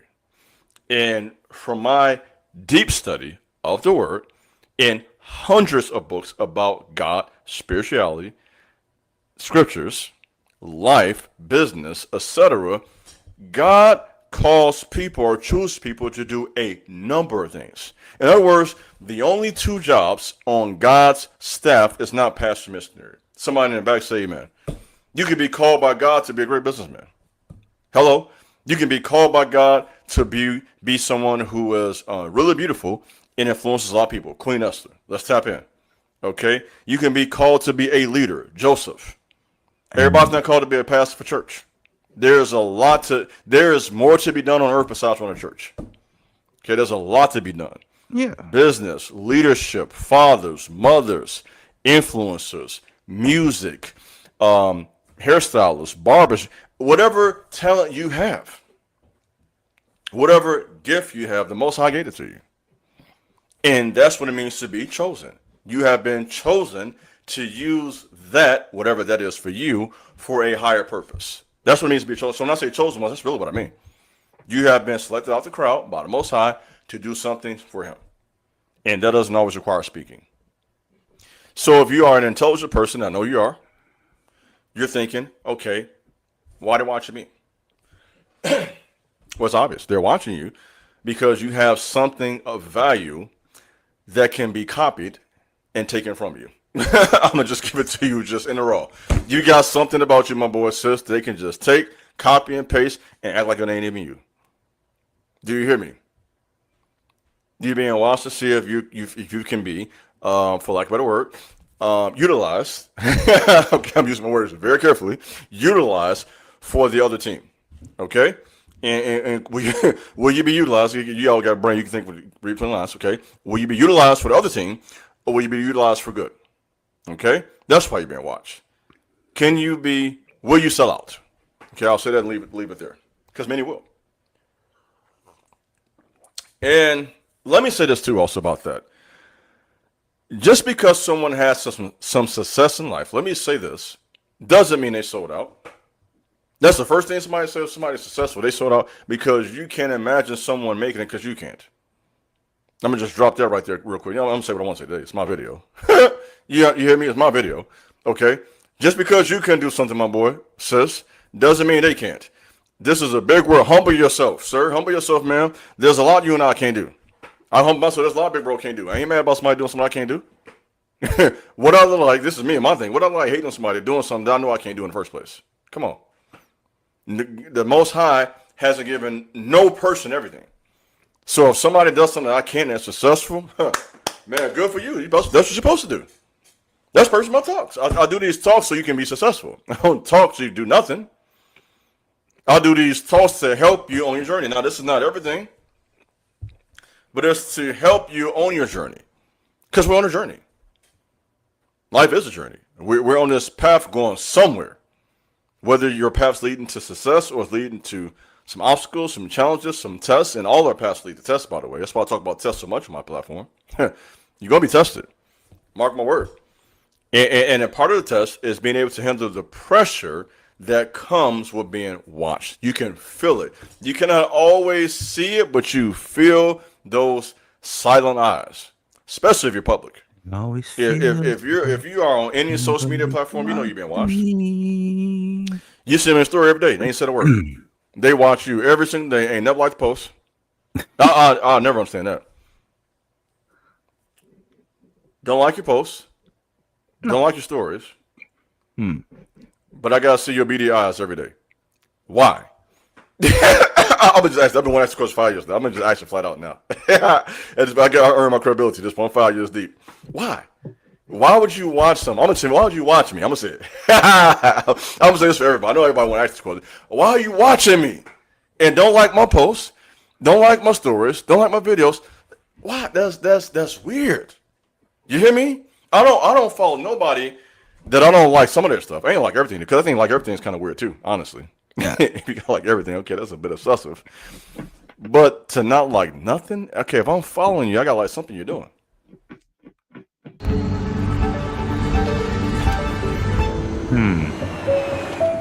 Yeah. That's weird. You don't like Pimple Meet nothing? Your Mighty Patch. Get results in 6 to 8 hours from Hero, the #1 acne patch brand. And sometimes I like a post just because I follow you. I'm just say, if I want to support you, I may not like it that much. I'm just being real. That's me being transparent now. I may not like it that much, but as a friend on social media, at least we're not friends in real life, but as a social media friend, I'm going to try to support what you got going on. So I like the picture. Well, sometimes I really do like it, depending on what's going on. But the point is this: why follow somebody you're not going to support? In terms of that it being watched, that's minor. Okay, is there are people watching you a lot bigger than that. You got to be careful with those blank accounts. Because those blank accounts, you don't know who that is. That could be anybody. And sometimes I did a live years ago, and I can tell that someone powerful entered the chat. I couldn't explain it. I have intuition. I have discernment, and it felt strange. I knew somebody was here that has the power to hurt me. That's somebody said, "Big bro, you shouldn't say that." You said, "Yeah, I can't say that." That's the common sense. People have power to bring some evil your way. That's true. That's reality. And I felt that. And it was kind of, again, I didn't see the person. But if you have a spirit, your spirit tells you when something's not right. Is that correct? You feel the energy shift. And so this message is something I know you are being watched by people that you don't even know. And that's why you have to be wise. And that's why I tell you all the time, keep your plans to yourself. Because the wrong person may hear you running your mouth and go wrong with everything you said.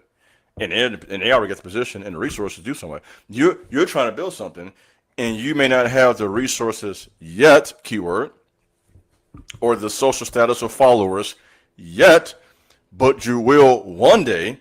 And if you're running your mouth right now, well, you ain't got it, they can just come take your stuff. I'm going to give it to you. That's why when you're growing, you got to be careful. When you're not there yet, when you have potential, this is who this message is for. This message is for men and women who have the potential, but your social status and currency isn't quite there yet, but it will be. And since it will be, your ideas are gold. Your ideas are currency. And someone who has the status, who has the numbers, will hear that and say, "That's a great idea. Let me get that," and go push on their platform with their 1,000 followers, with their 500,000 followers, or 1 million followers, or 2 million followers. And what are you gonna do about it? Now it looks like you're copying them. You see what I'm saying? So this is a dirty game people are playing. So be careful what you say. Speak when it's already done. Speak when there's nothing they can do about it.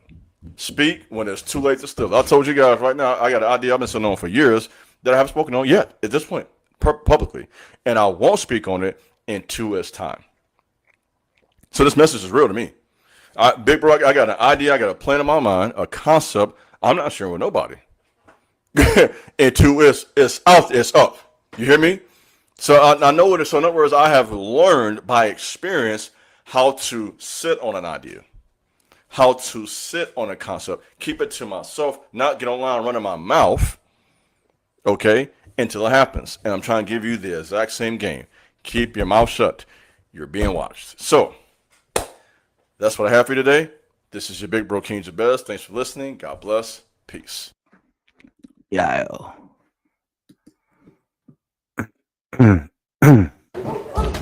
Wednesday nights aren't for the weak. All right. That wraps up the messages that were relayed. And now let's bring this stream to a close with some comic books. You know, when things are good in the mainstream, I mean, you gotta admit when something's good. You can't dislike and hate every single thing. When something's good, you gotta say it's good. Them's the rules. The Thing fights the Juggernaut. Comics Explained. This is fucking... You guys are gonna love this. This is great way to close out this stream. All right, loading it up right here. Let me see.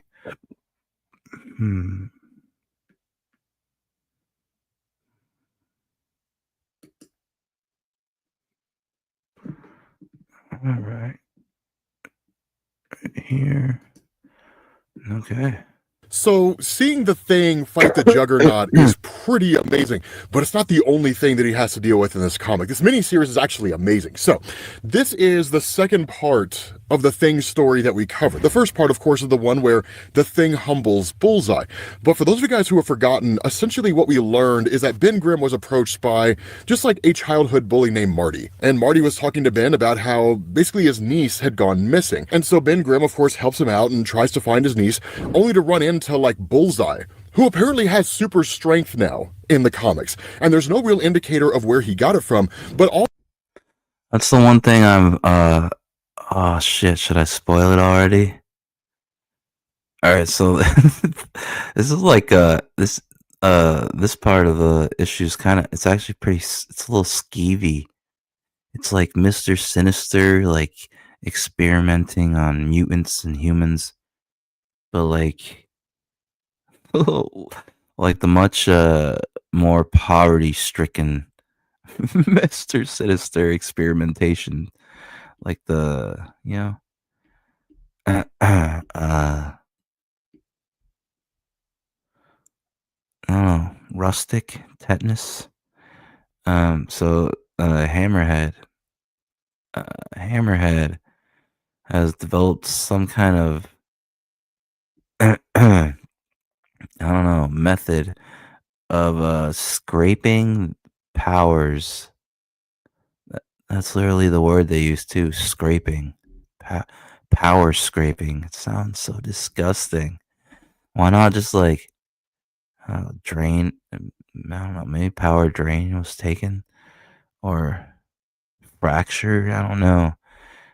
Power scraping. So Hammerhead develops this way of like power scraping, like people's powers to make some kind of like drug or like steroid injection, or I forget, but it gives like, it enhances everybody's powers that already has powers.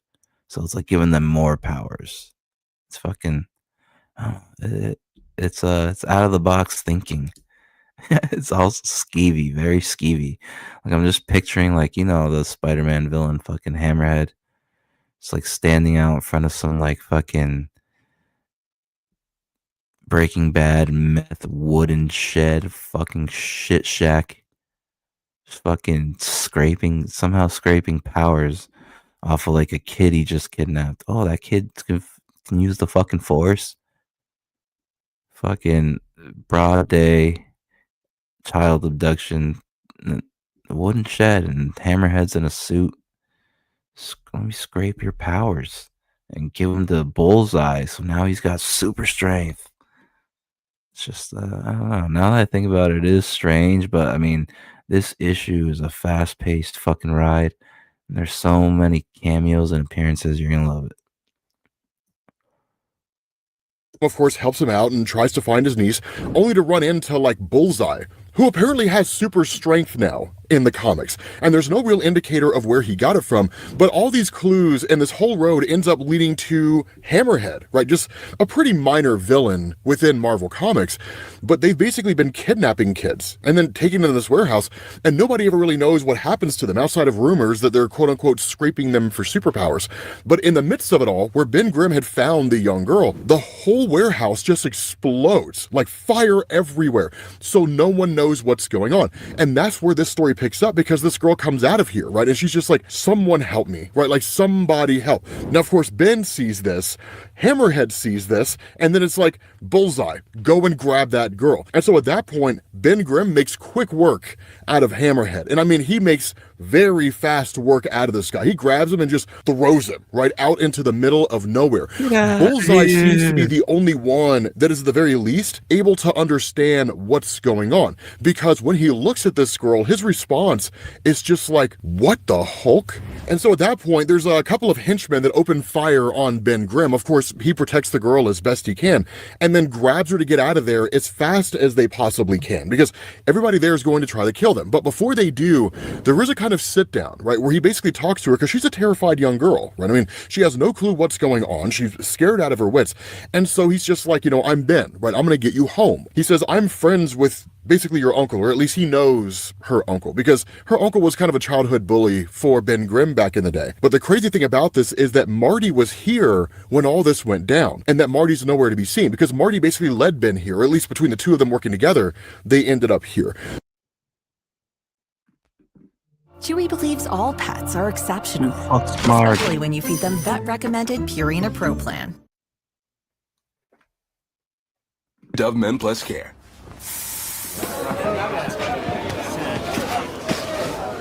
Welcome to the team. But the reality is that with the explosions continuing to go off, Bullseye shows back up again, right? And he was like, don't take another step. Now, here's the thing to understand, right? That while you do have Ben Grimm, who is difficult for Bullseye to take out, it's not impossible. If you can be killed, Bullseye will find a way to kill you, and there's no getting around that, right? Mullet Man had that perfect intro in his video, right? Like, if Bullseye wants to kill you, you are going to die, and that is it, right? So that's what goes on here. Not so much that he kills Ben Grimm, but that Ben realizes that he needs to get this girl out of here, because with this prolonged fight between himself and Bullseye, there's no telling what could happen with this young girl. So Ben Grimm just splits the dock, right? They fall into the water. He takes off, and during that whole instance, when Hammerhead's in the water with Bullseye, Kingpin calls. Hey, boss, you got a call. What the fuck? In the fucking water? Somehow or another, he's able to talk to them over a phone that is connected to the car as the car is sinking. As comics guys, just enjoy the ride because it's amazing. The funny thing about this is that in the conversation between the two, Kingpin indicates to Hammerhead, look, I really shouldn't have trusted you with this, right? I mean, I guess I could have, but the reality here is that you can't keep this contained. And so what he does is he puts out... Really quick though, I will point out that I like the storytelling aspect of these vertical panels. So like he's talking to fucking Hammerhead, and both the extreme close-ups are facing each other. So it's like they're facing off, screaming at each other. And then same for here when Kingpin's now talking to this guy. Looks like they're screaming at each other. Love that good storytelling. Kingpin indicates to Hammerhead, look, I really shouldn't have trusted you with this, right? I mean, I guess I could have, but the reality here is that you can't keep this contained. And so what he does is he puts out a bounty on Ben. Oh my god, you know what I just noticed? Yeah, it makes sense why I like this issue so much. It's literally they're kind of about to pay homage to fucking the Warriors movie, right? Because look, Kingpin keep this contained. And so with this is that in the conversation between the two, Kingpin indicates to Hammerhead, look, I really shouldn't have trusted you with this, right? I mean, oh my god. Basically Kingpin on fucking on the thing, and look, the fucking the shock jock, the radio disc jockeys, warriors on the radio. Word on the street is that somebody's mad. Certain rocky, blue-eyed monster. I guess I could have, but the reality here is that you can't keep this contained. And so what he does is he puts out a bounty. 10 million. On Ben Grimm, $10 million. And it's not for any particular purpose. Kingpin goes full John Wick here, right? He's like $10 million on the first person to take out Ben Grimm and bring the girl to me. So now all bets are off, man. It's the plot to the Warriors. It's absolutely amazing because the whole time this girl's like screaming, right? While Ben Grimm's taking her, she's just screaming. She's panicking, right? Terrified out of her wits, right? She's like, I don't like heights. Why is this happening? And even Ben doesn't fully know. He doesn't have all the answers to this, right? He just says, look, I don't know why those men want you. I promise, though, I will not let them take you back. That's why we're up here, to keep you out of sight until I can get you someplace safe, to get you back to your mom. And that's where she's like, I mean, my mom knows you, or at least knows of you, right? Like, she makes us watch, like, whenever it is that you're on the news. And he just says, I went to school with her, right? I went to school with your mom, right? She was really nice to me when we were kids. And so, she's a good parent. And so that's where this girl introduces herself as Sarah. And so Ben asks her, he's like, Sarah, can you tell me what happened in the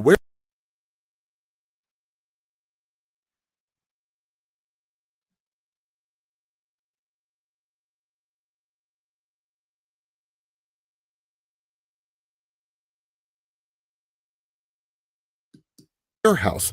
Did you see what was going on? Did you see your Uncle Marty in there? And she just says, I saw when he came in, right? He sneaked in. I was scared, and then I saw him, and then he didn't. And then he just wasn't there anymore. She just says, like, there was fire all over the place, and Sarah just kind of starts crying, right? And at that point, Ben's just like, listen, kid, I don't know what level of comforting you're comfortable with here.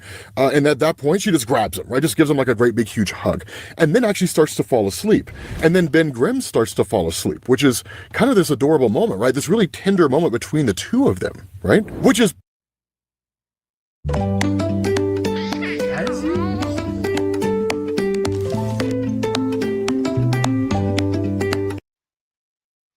promptly woken up by the Wrecking Crew, right? Like, who immediately show up. Now, the Wrecking Crew were never major villains. And here's a question I have for you guys.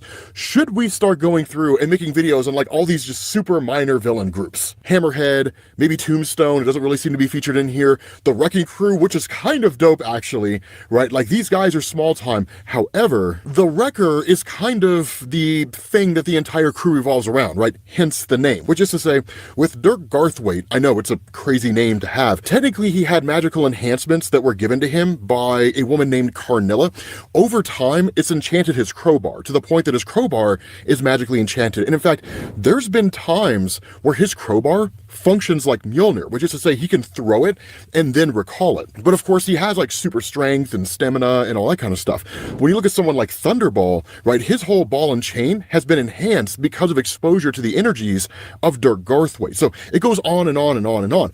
But at the end of the day, they were never like a major group, right? There was never an instance where it's like the Wrecking Crew demolish Avengers Mansion and take out everybody except for the Incredible Hulk, and the Incredible Hulk like flees, right? There's never like a Wrecking Crew kills the Marvel Universe story, although that would be absolutely amazing if there was. And so in turn, he goes to attack Ben Grimm, and Ben Grimm of course blocks the crowbar. It's enough to damage his rocky hide, but he blocks the crowbar. And then at that point, they have to contend with Ben being slightly pissed off. The funny thing about this, though, is that Ben doesn't know about the $10 million bounty. He thinks they're basically agents for Hammerhead, and he just asks, like, did Hammerhead send you too? And he's like, Hammerhead, like, buddy, where are you getting your intel? And that's where Ben says Hammerhead, Bullseye, Melvin Potter, the Gladiator, all of them juiced up with some not brand extra super strength. And so the crew is just kind of like, what is this guy talking about? Right? And that's where Ben's like, wait, you guys don't have super strength? And the Wrecker's just like, well, you tell me, home slice, and just like sends him flying off the roof, pummeling down to the ground below, right? Bulldozer's supposed to grab this guy. And so Ben Grimm is like, look, we don't have time for this. Although there is a hilarious moment where Wrecker comes running up on Ben and he's like, time to go back to sleep, and like goes to hit him with the crowbar. Ben just like grabs the crowbar, takes it away from Dirk, and just starts smacking the other members of the Wrecking Crew around. Clobbers Dirk with his own crowbar. It's like beating Thor with his own hammer, right? Shooting a guy with his own gun. It's just something you don't do. And so during all of this, Ben is just like picking on children for no good reason. And that's when Dirk kind of lets slip what's going on, right? He says, we have a good reason. 10 million good reasons. Big man put a bounty on your head, dead or alive. And Ben's just like, a bounty? Are you serious? And he's like, dude, it's $10 million? He's like, I'd kick my own ass for that much money. I turned myself in for 10 million bucks. And he's like, but tell me though, how are you boys planning on spending your millions after I've shattered every bone in your bodies? Because at that point, not only does he have the Wrecker's crowbar, he's got Thunderball's ball and chain. And so at that moment, it's a fool's errand to fight Ben Grimm, because this guy with these two weapons, oh dude, he would pummel the Wrecking Crew so bad, their children would be born feeling the pain that their fathers were experiencing when they were hit by Ben Grimm. It's kind of crazy, right? So these guys just flee, right? These guys just take off. And that's where Ben Grimm's like, tell your big man that he's gonna have to send some much tougher guys if he wants to take down the thing, which fortunately Kingpin did, because that's when the Juggernaut shows up. And here's the crazy thing about Cain Marko. This guy is not easily defeated. And the fights between Ben Grimm and Juggernaut over the years have been the stuff of legend. But one thing to be aware of, though, is that there are some groups that chose not to be a part of this. They didn't want to have anything to do with it. The Serpent Society is an example of that, right? The Serpent Society is like, no. We're not going to go fight. Are you serious? The Thing? Right? They want us to fight the Thing. That's not going to happen, right? That's never going to happen. So they don't want to have anything to do with any of that, right? They're like, yeah. And so at that point, you jump back to Juggernaut and Ben Grimm. And here's the funny thing, man. Juggernaut doesn't pull any punches. Right? This guy pulls no punches whatsoever. And so where Ben Grimm is like, Sarah, kid, are you okay? The response to Juggernaut, neither of you are going to be okay. And Ben like tells him to stop. He's like, wait, like, do not do this. And Juggernaut's just like, no such luck, Rockface, right? Nothing can stop the Juggernaut. And Ben Grimm kind of stops him to a degree, but it's important to understand there's a big difference between bringing Juggernaut to a dead standstill and slowing Juggernaut down. So like he's still pushing you, but not quite the same. And that's exactly what's happening, right? Like Ben Grimm has his hand out and he's slowing the Juggernaut down, but he's not physically stopping him. And so that's where Ben is just like, okay, I bet I could if I had two free hands. And he's like, big tough guy ambushing me when I'm holding an 8-year-old kid. But then Ben Grimm is attacked from behind by none other than Black Tom Cassidy. Now, Black Tom Cassidy, here's the thing, man. Black Tom Cassidy was always one of my favorite villains in Marvel Comics just because of his ties to the X-Men universe, but he never got any respect. But he is potentially one of the most powerful beings on all of Earth in Marvel Comics because this guy controls plant life. So like, think of Poison Ivy or Swamp Thing on Earth in Marvel Comics without the whole tapping into the green. And in fact, I think it would make a good question of who's more powerful, right? Black Tom Cassidy or like Swamp Thing. But the point is this, Black Tom Cassidy and Juggernaut have been friends and allies for a number of years. So where one of them goes, the other one is sure to follow. But if you're able to get the upper hand on one, you could potentially get the upper hand on the other. And that's exactly what Ben Grimm does, that he realizes he cannot beat the Juggernaut here. And even if he did fight the Juggernaut here, this would lead to catastrophic damage of the city, to say nothing of the fact that Sarah is going to get killed, right? She would die 100% in that fight because Juggernaut doesn't really care about her. Juggernaut's just here to kill Ben Grimm, or at least take Ben Grimm alive back to the Kingpin. And so that's why Black Tom Cassidy says, we're about to pull in a tidy sum for your Blarney hide, which I don't even know what that means. But he says 10 million American. Did you know that? What do you reckon makes you so valuable? And Ben's just like, you know, I've been trying to figure that out too. Maybe it's my sparkling personality. Because at that point, he grabs Black Tom Cassidy. Juggernaut flips over the fact that Black Tom Cassidy is being manhandled by Ben Grimm. And Ben's just like, you want him? Go get him. And just like throws this guy to the other side of the city. So Juggernaut takes off. Holy fuck, he does a lot of throwing. Threw Hammerhead, now he's throwing Black Tom Cassidy. Oh, fuck. The Shillelagh, is he still holding Black Tom Shillelagh? To go after Black Tom Cassidy. And notice this, right? Ben Grimm is just like, we need to get out of here before they come back. Because when they do, it'll be on like Donkey Kong. So literally he goes bolting around, he turns a corner, finds a payphone, and calls the Fantastic Four, only to find out they're not home. They left. They went back to the negative zone. So Ben is just like, they really left me here while they went on a mission. Like, come on. And so that's where you pick up with Moonstone.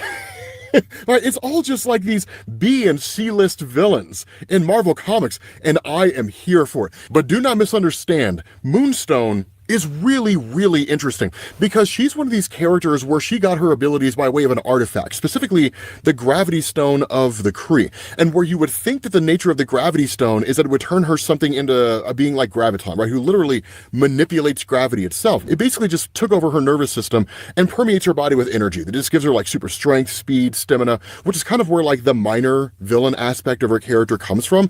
But she does have the ability to do things like shapeshift, so it is kind of cool when you look at her character and how interesting she can be in certain situations. But she just kind of like starts smacking Ben Grimm around. Not enough to like overtake this guy, but enough to like catch his attention. But here's the thing, right? I mean, Ben Grimm is all about equality, right? Equal rights and equal lefts. And that's exactly what he does, right? Like this equality gets dished out in spades. He just like starts pummeling this girl around while trying to get Sarah out of there at the same time. And where she keeps on chasing him, right? He puts a haymaker on her and just knocks this girl out cold. And so he's like, somebody put a $10 million bounty on our heads, kid.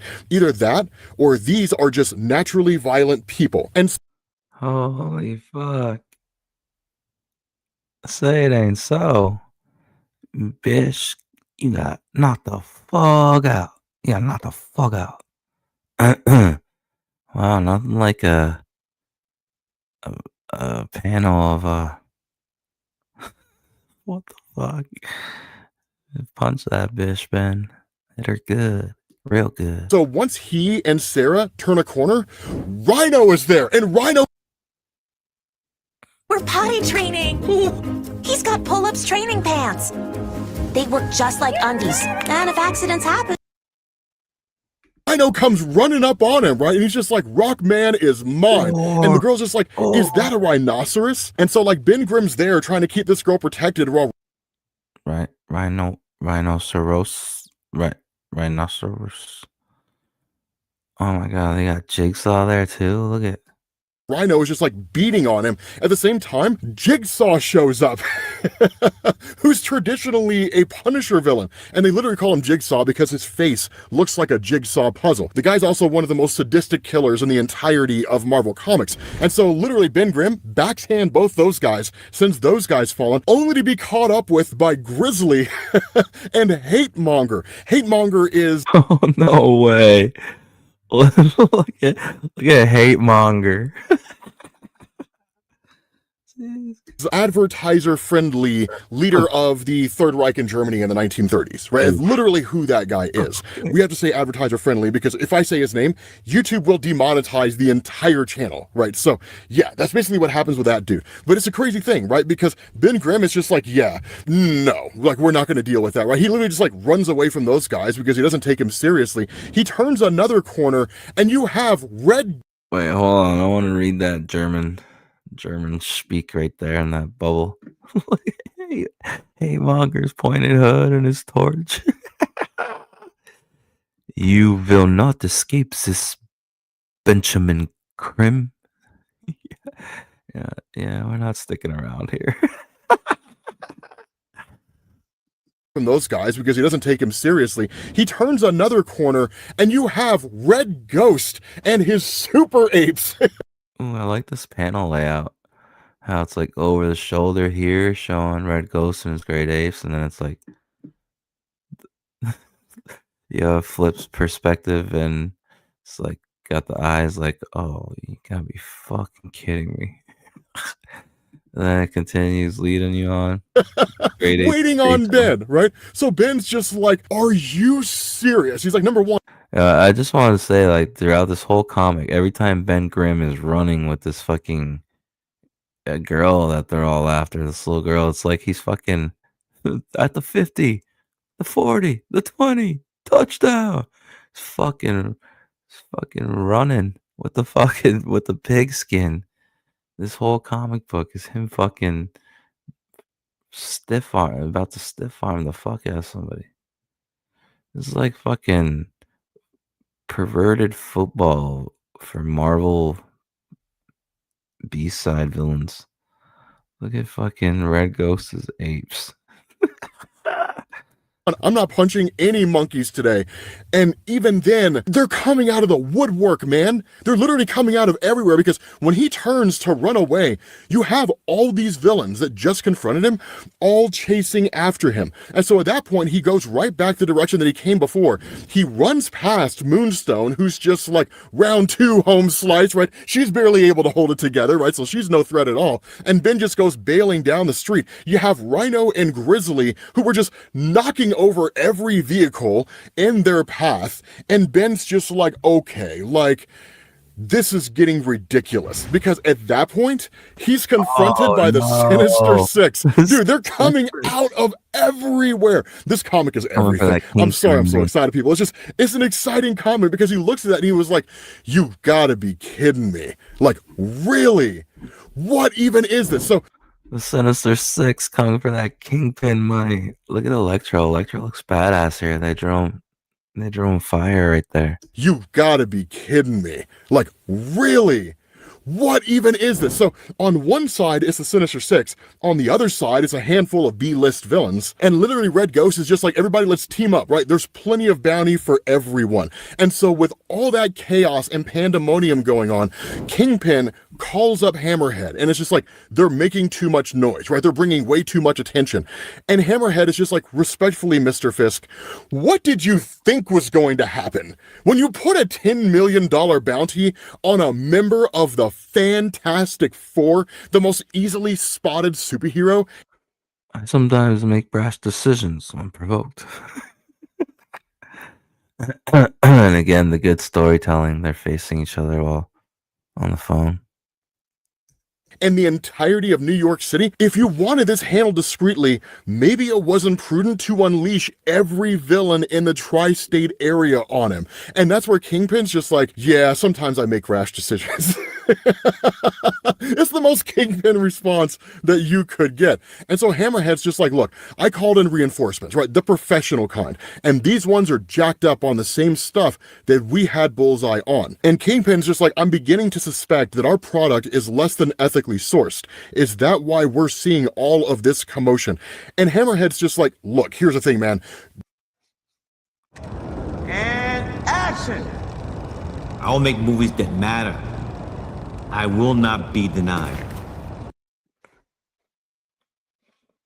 Do not worry about that, right? Like, we have this arrangement for a reason. You keep your hands clean up there, and I'll manage things down here in the dirt. And so these professionals that Hammerhead is talking about here are actually no joke, because what happens is when Ben Grimm runs down into a subway station to get away from all the chaos on the surface, he's confronted by Madam Viper. Now, let me tell you something about Madam Viper. Madam Viper, this chick is OG double OG. She is legitimately one of the best killers out there in the Marvel Universe. And depending on what the situation is, sometimes she's a contract killer, sometimes she's just out there to take you, right, whisk you away to whoever it is that wants you for torture or whatever the case happens to be, but she is exceedingly capable. And that's why she just says, hand over the girl and we will not kill you. And the girl's just like, Ben, I do not like this, right? I do not like enclosed spaces. And he just says, don't worry, it's Madam Viper, right? He's like, I'm dog tired and I've been fighting for days.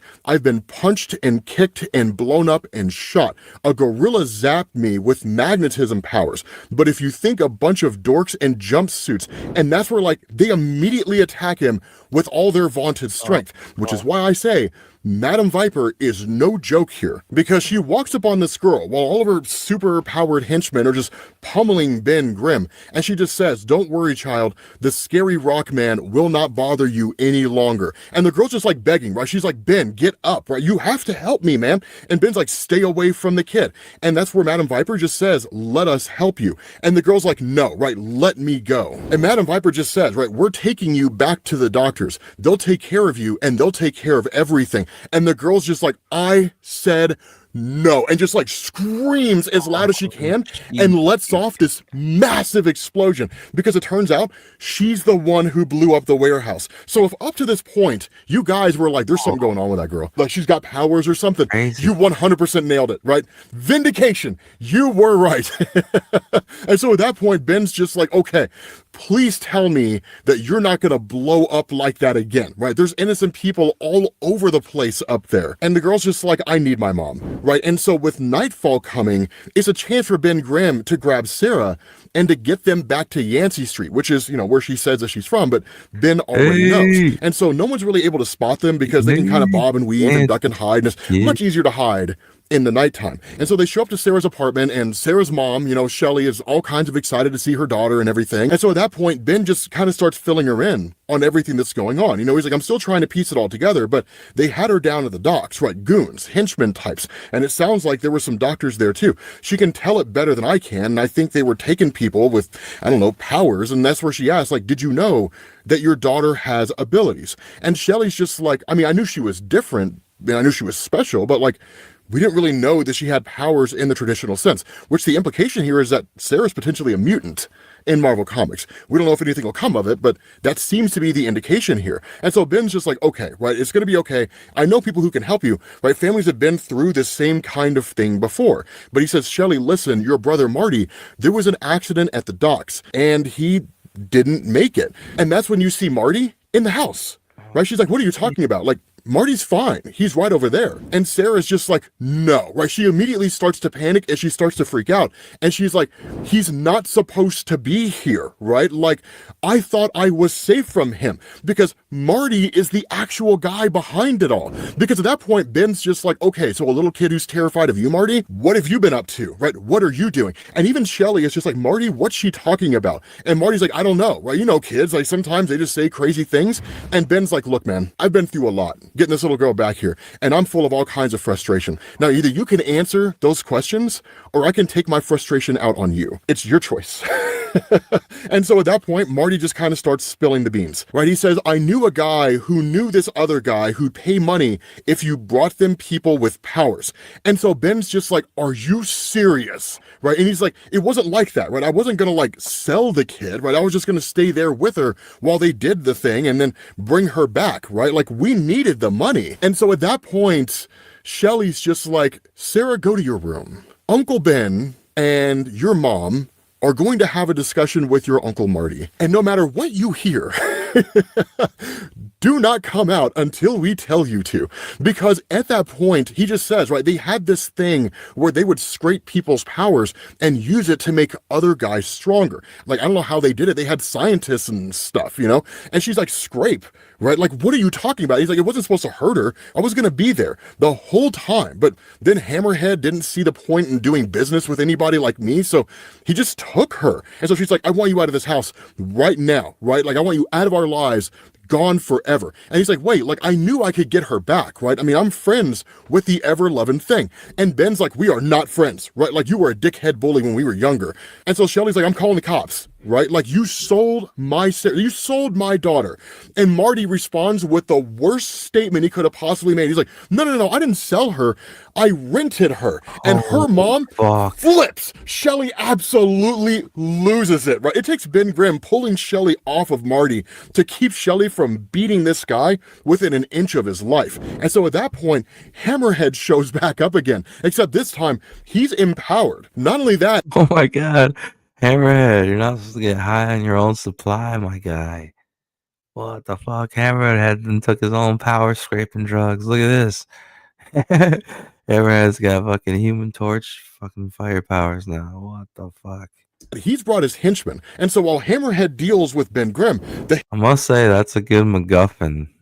Like you and I would have come up with that power scraping power drugs for the junkies. It's like that episode where Bane's fucking green shit was being sold all over the town. Hammerhead power scraping MacGuffin 2025. Empowered. Not only that, he's brought his henchmen. And so while Hammerhead deals with Ben Grimm, the henchmen grab Shelly and they grab Sarah and they intend to like whisk them away. And then at that point, Sarah's powers manifest. She explodes on the scene and she walks up to Marty and she's like, you were supposed to keep me safe. You were supposed to protect me. And she's like a hair's breadth away from killing this guy. And then Ben Grimm gives her like one of the coolest statements ever. One of the most amazing statements ever, which honestly, I feel like in this day and age, a lot of us kind of need to hear, right? He like talks to her He doesn't like grab her and like yank her away from Marty or anything like that. He just talks to her. And he was like, you gotta let him go. And she says like, I can't, right? He made me do this. He made me do all of this. And Ben just says, you can't let bullies control you, Sarah. Bullies are weak people, right? They think it makes them strong to hurt people smaller than them. But people who are actually strong would never pick on somebody weaker. And he's like, your uncle, this guy, is the weakest person on this whole block. I mean, look at the guy. The guy's life is a mess. He couldn't get his life together if it was a puzzle made of 3 pieces, right? Running around talking about how he used to beat up a little kid 20 years ago. He lives in the past because he has nothing in the present day. And that's the crazy thing, because he says, I know you've got a rage in you now, and I'm so sorry. And like, I know these men made you feel bad, but they can't make you be bad. That part of having power is knowing when it's the right time to use it. And that's where Sarah's just like, but how do you know when it's the right time? And Ben's just like, you'll know, right? And then, of course, I mean, you guys know it was coming, right? Ben's just like, you want to know what I call it when I know it's time? And he just like whispers in her ear. And she just kind of smiles, right? And so Hammerhead, of course, steps back up again with some of his henchmen.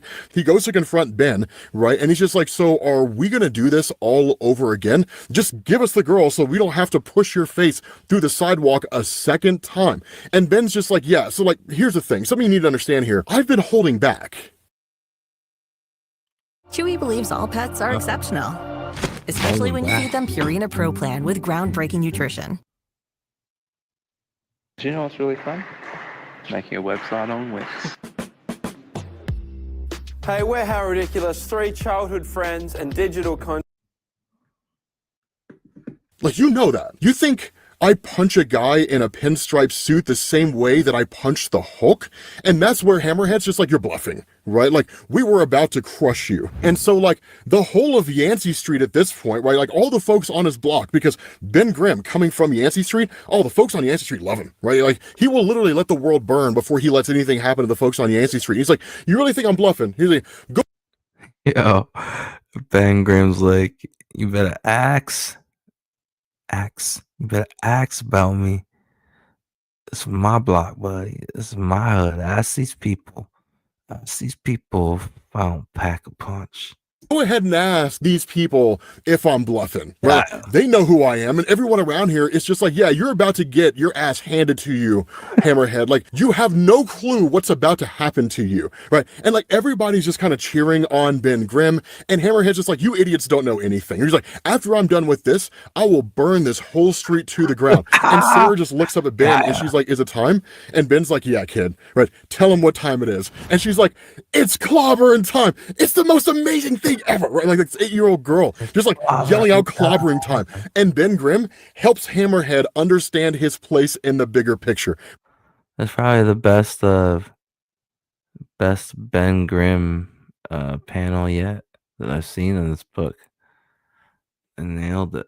Right, and like Hammerhead basically starts begging at that point, right? He's like, this is a mistake, right? You're dealing with people who do not play. And Ben's like, yeah, I know, I'm one of them, because I don't play. And just pummels this guy, right? Now, of course, at that point, it leads to the cops showing up, and the cops basically respond by whisking away, you know, whoever they can, and so on and so forth. But the fact is, when everything just kind of calms down, and Ben is talking to Shelly literally says, right, like, I'm worried I'm not going to know how to take care of a kid who's different, right? Like, does she need special classes? Like, I don't know anything about any of that stuff.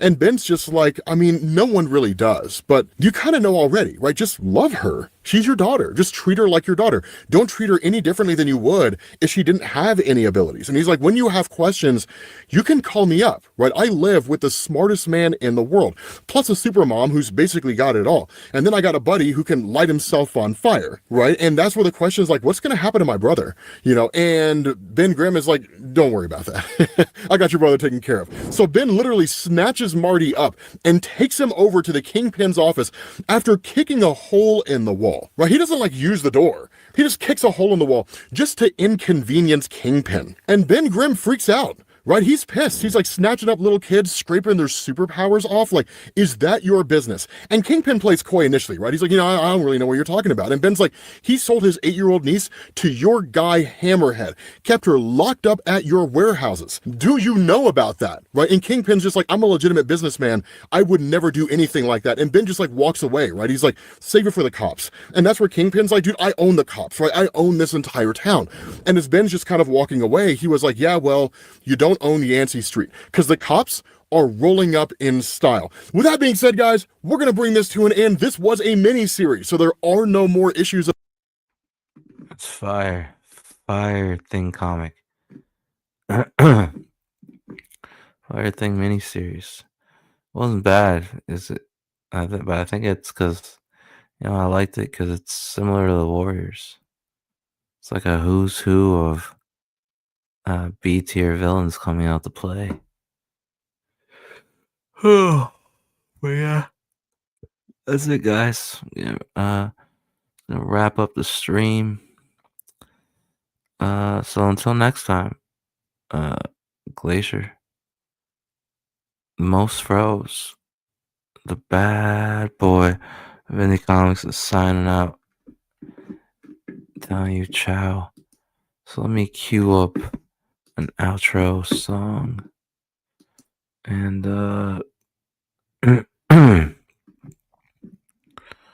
eat your vegetables, say your prayers, drink water, take your vitamins.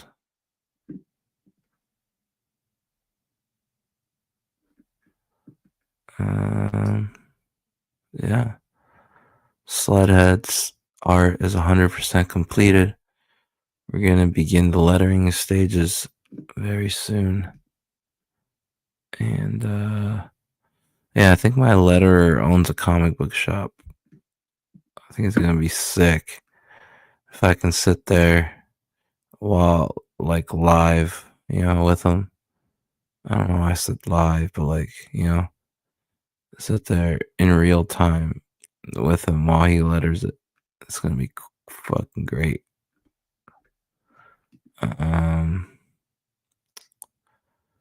Let me think.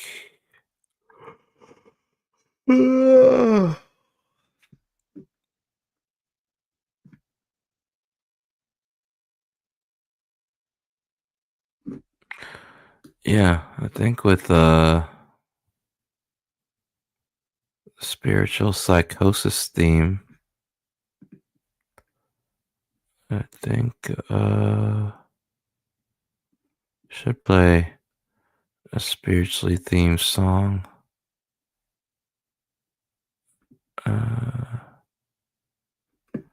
Okay. So next time, guys, Glacier out. Ciao. Send me donos on PayPal. I'm not kidding. Need your support. Glacier out. Yeah.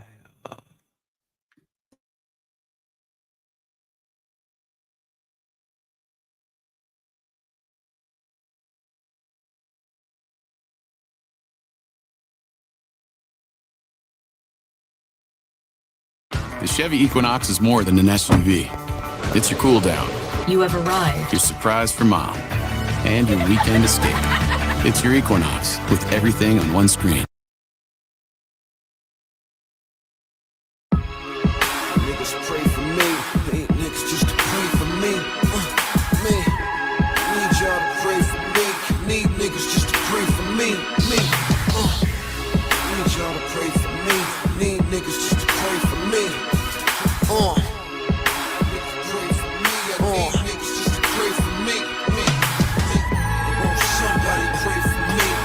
Somebody pray for me.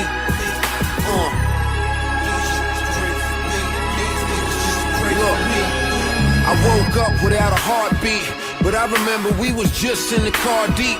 Was at a light and got approached by a car thief. He pulled out but didn't ask for no car keys. A loud noise without a voice, but I'm trying to scream out, shit is not fair. I can't tell you where I'm at or how I got here. Surrounded by all white, maybe it's just cloudy. Escorted by two men who knew everything about me. Both of them so strong, kept saying hold on. Feel like my soul's gone naked, no clothes on.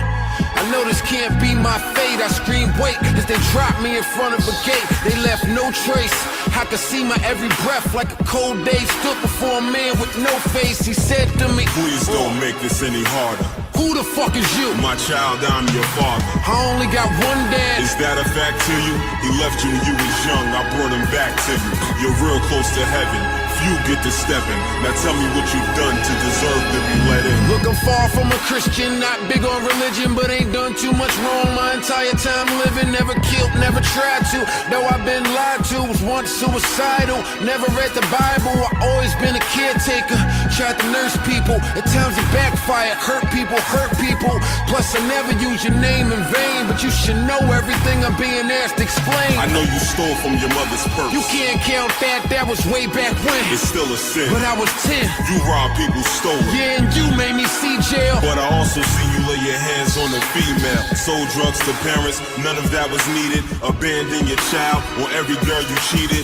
Done wrong to people that only want the best for you. Anytime you thought you were alone, I was next to you. When it come to baby moms, God, you gave me the worst but one. But that was your second child, Joe. You shouldn't have killed the first one. I ain't have a job, ain't have a pot to piss in. Look, I gave you a gift and you made the wrong decision. Held on to resentments even in doing business. I lead by example. I teach forgiveness. Your entry cannot be guaranteed. Not when you live with anger, envy, greed, pride, sloth, lust, even gluttony. Everything you shouldn't if you would've joined my covenant. Look, I'm only human, I ain't perfect. That I understand. When I take you out of jam, you don't even think to worship. And when you do, you never talk about what you can do for me. It's what I can do for you. I blessed you with health, family, and wealth. With all the blessings you receive, you still always want help. Yeah, there's been times in my life I needed help to make money, but why everything I love you managed to take from me? Yet you stand there and question a nigga that tries hard and finds a way when you keep dealing them fucked up cards. You make mistakes like me, far as I can see. I think it's a mockery whenever rich niggas win the lottery. Gave us push twice, God, I hate to be rude, but you let skinny niggas starve, give obese niggas food. The nerve when you telling me I don't deserve to stay here. When you gave us drugs and guns, you put AIDS here. Take a look at you, your actions are cold-hearted. The hard shit is you bring babies in the world retarded. I know most my actions put me in a cell, but how you mad at me when you put me in the hell? See, my child, you need gratitude, maybe just a sample. I never give a person anything they can't handle. Don't tell me about everything you had to go through. There's reasons for my actions, even if I never showed you. Kept trying with you, all you did was hurt me. Still gave you chances to prove that you was worthy. And so I sat with you on a train. I asked you for change, you kept calling me names. Probably didn't notice I was the store clerk. You put the gun to me, get money for more work. My child, I know you have it in you to indeed stop. This is not your final call and just a brief stop. Hope you heed my words and understand. So when I see you back, you should be a better man. Look at life different. The next time we see each other, there'll be no need for talk whenever we meet each other.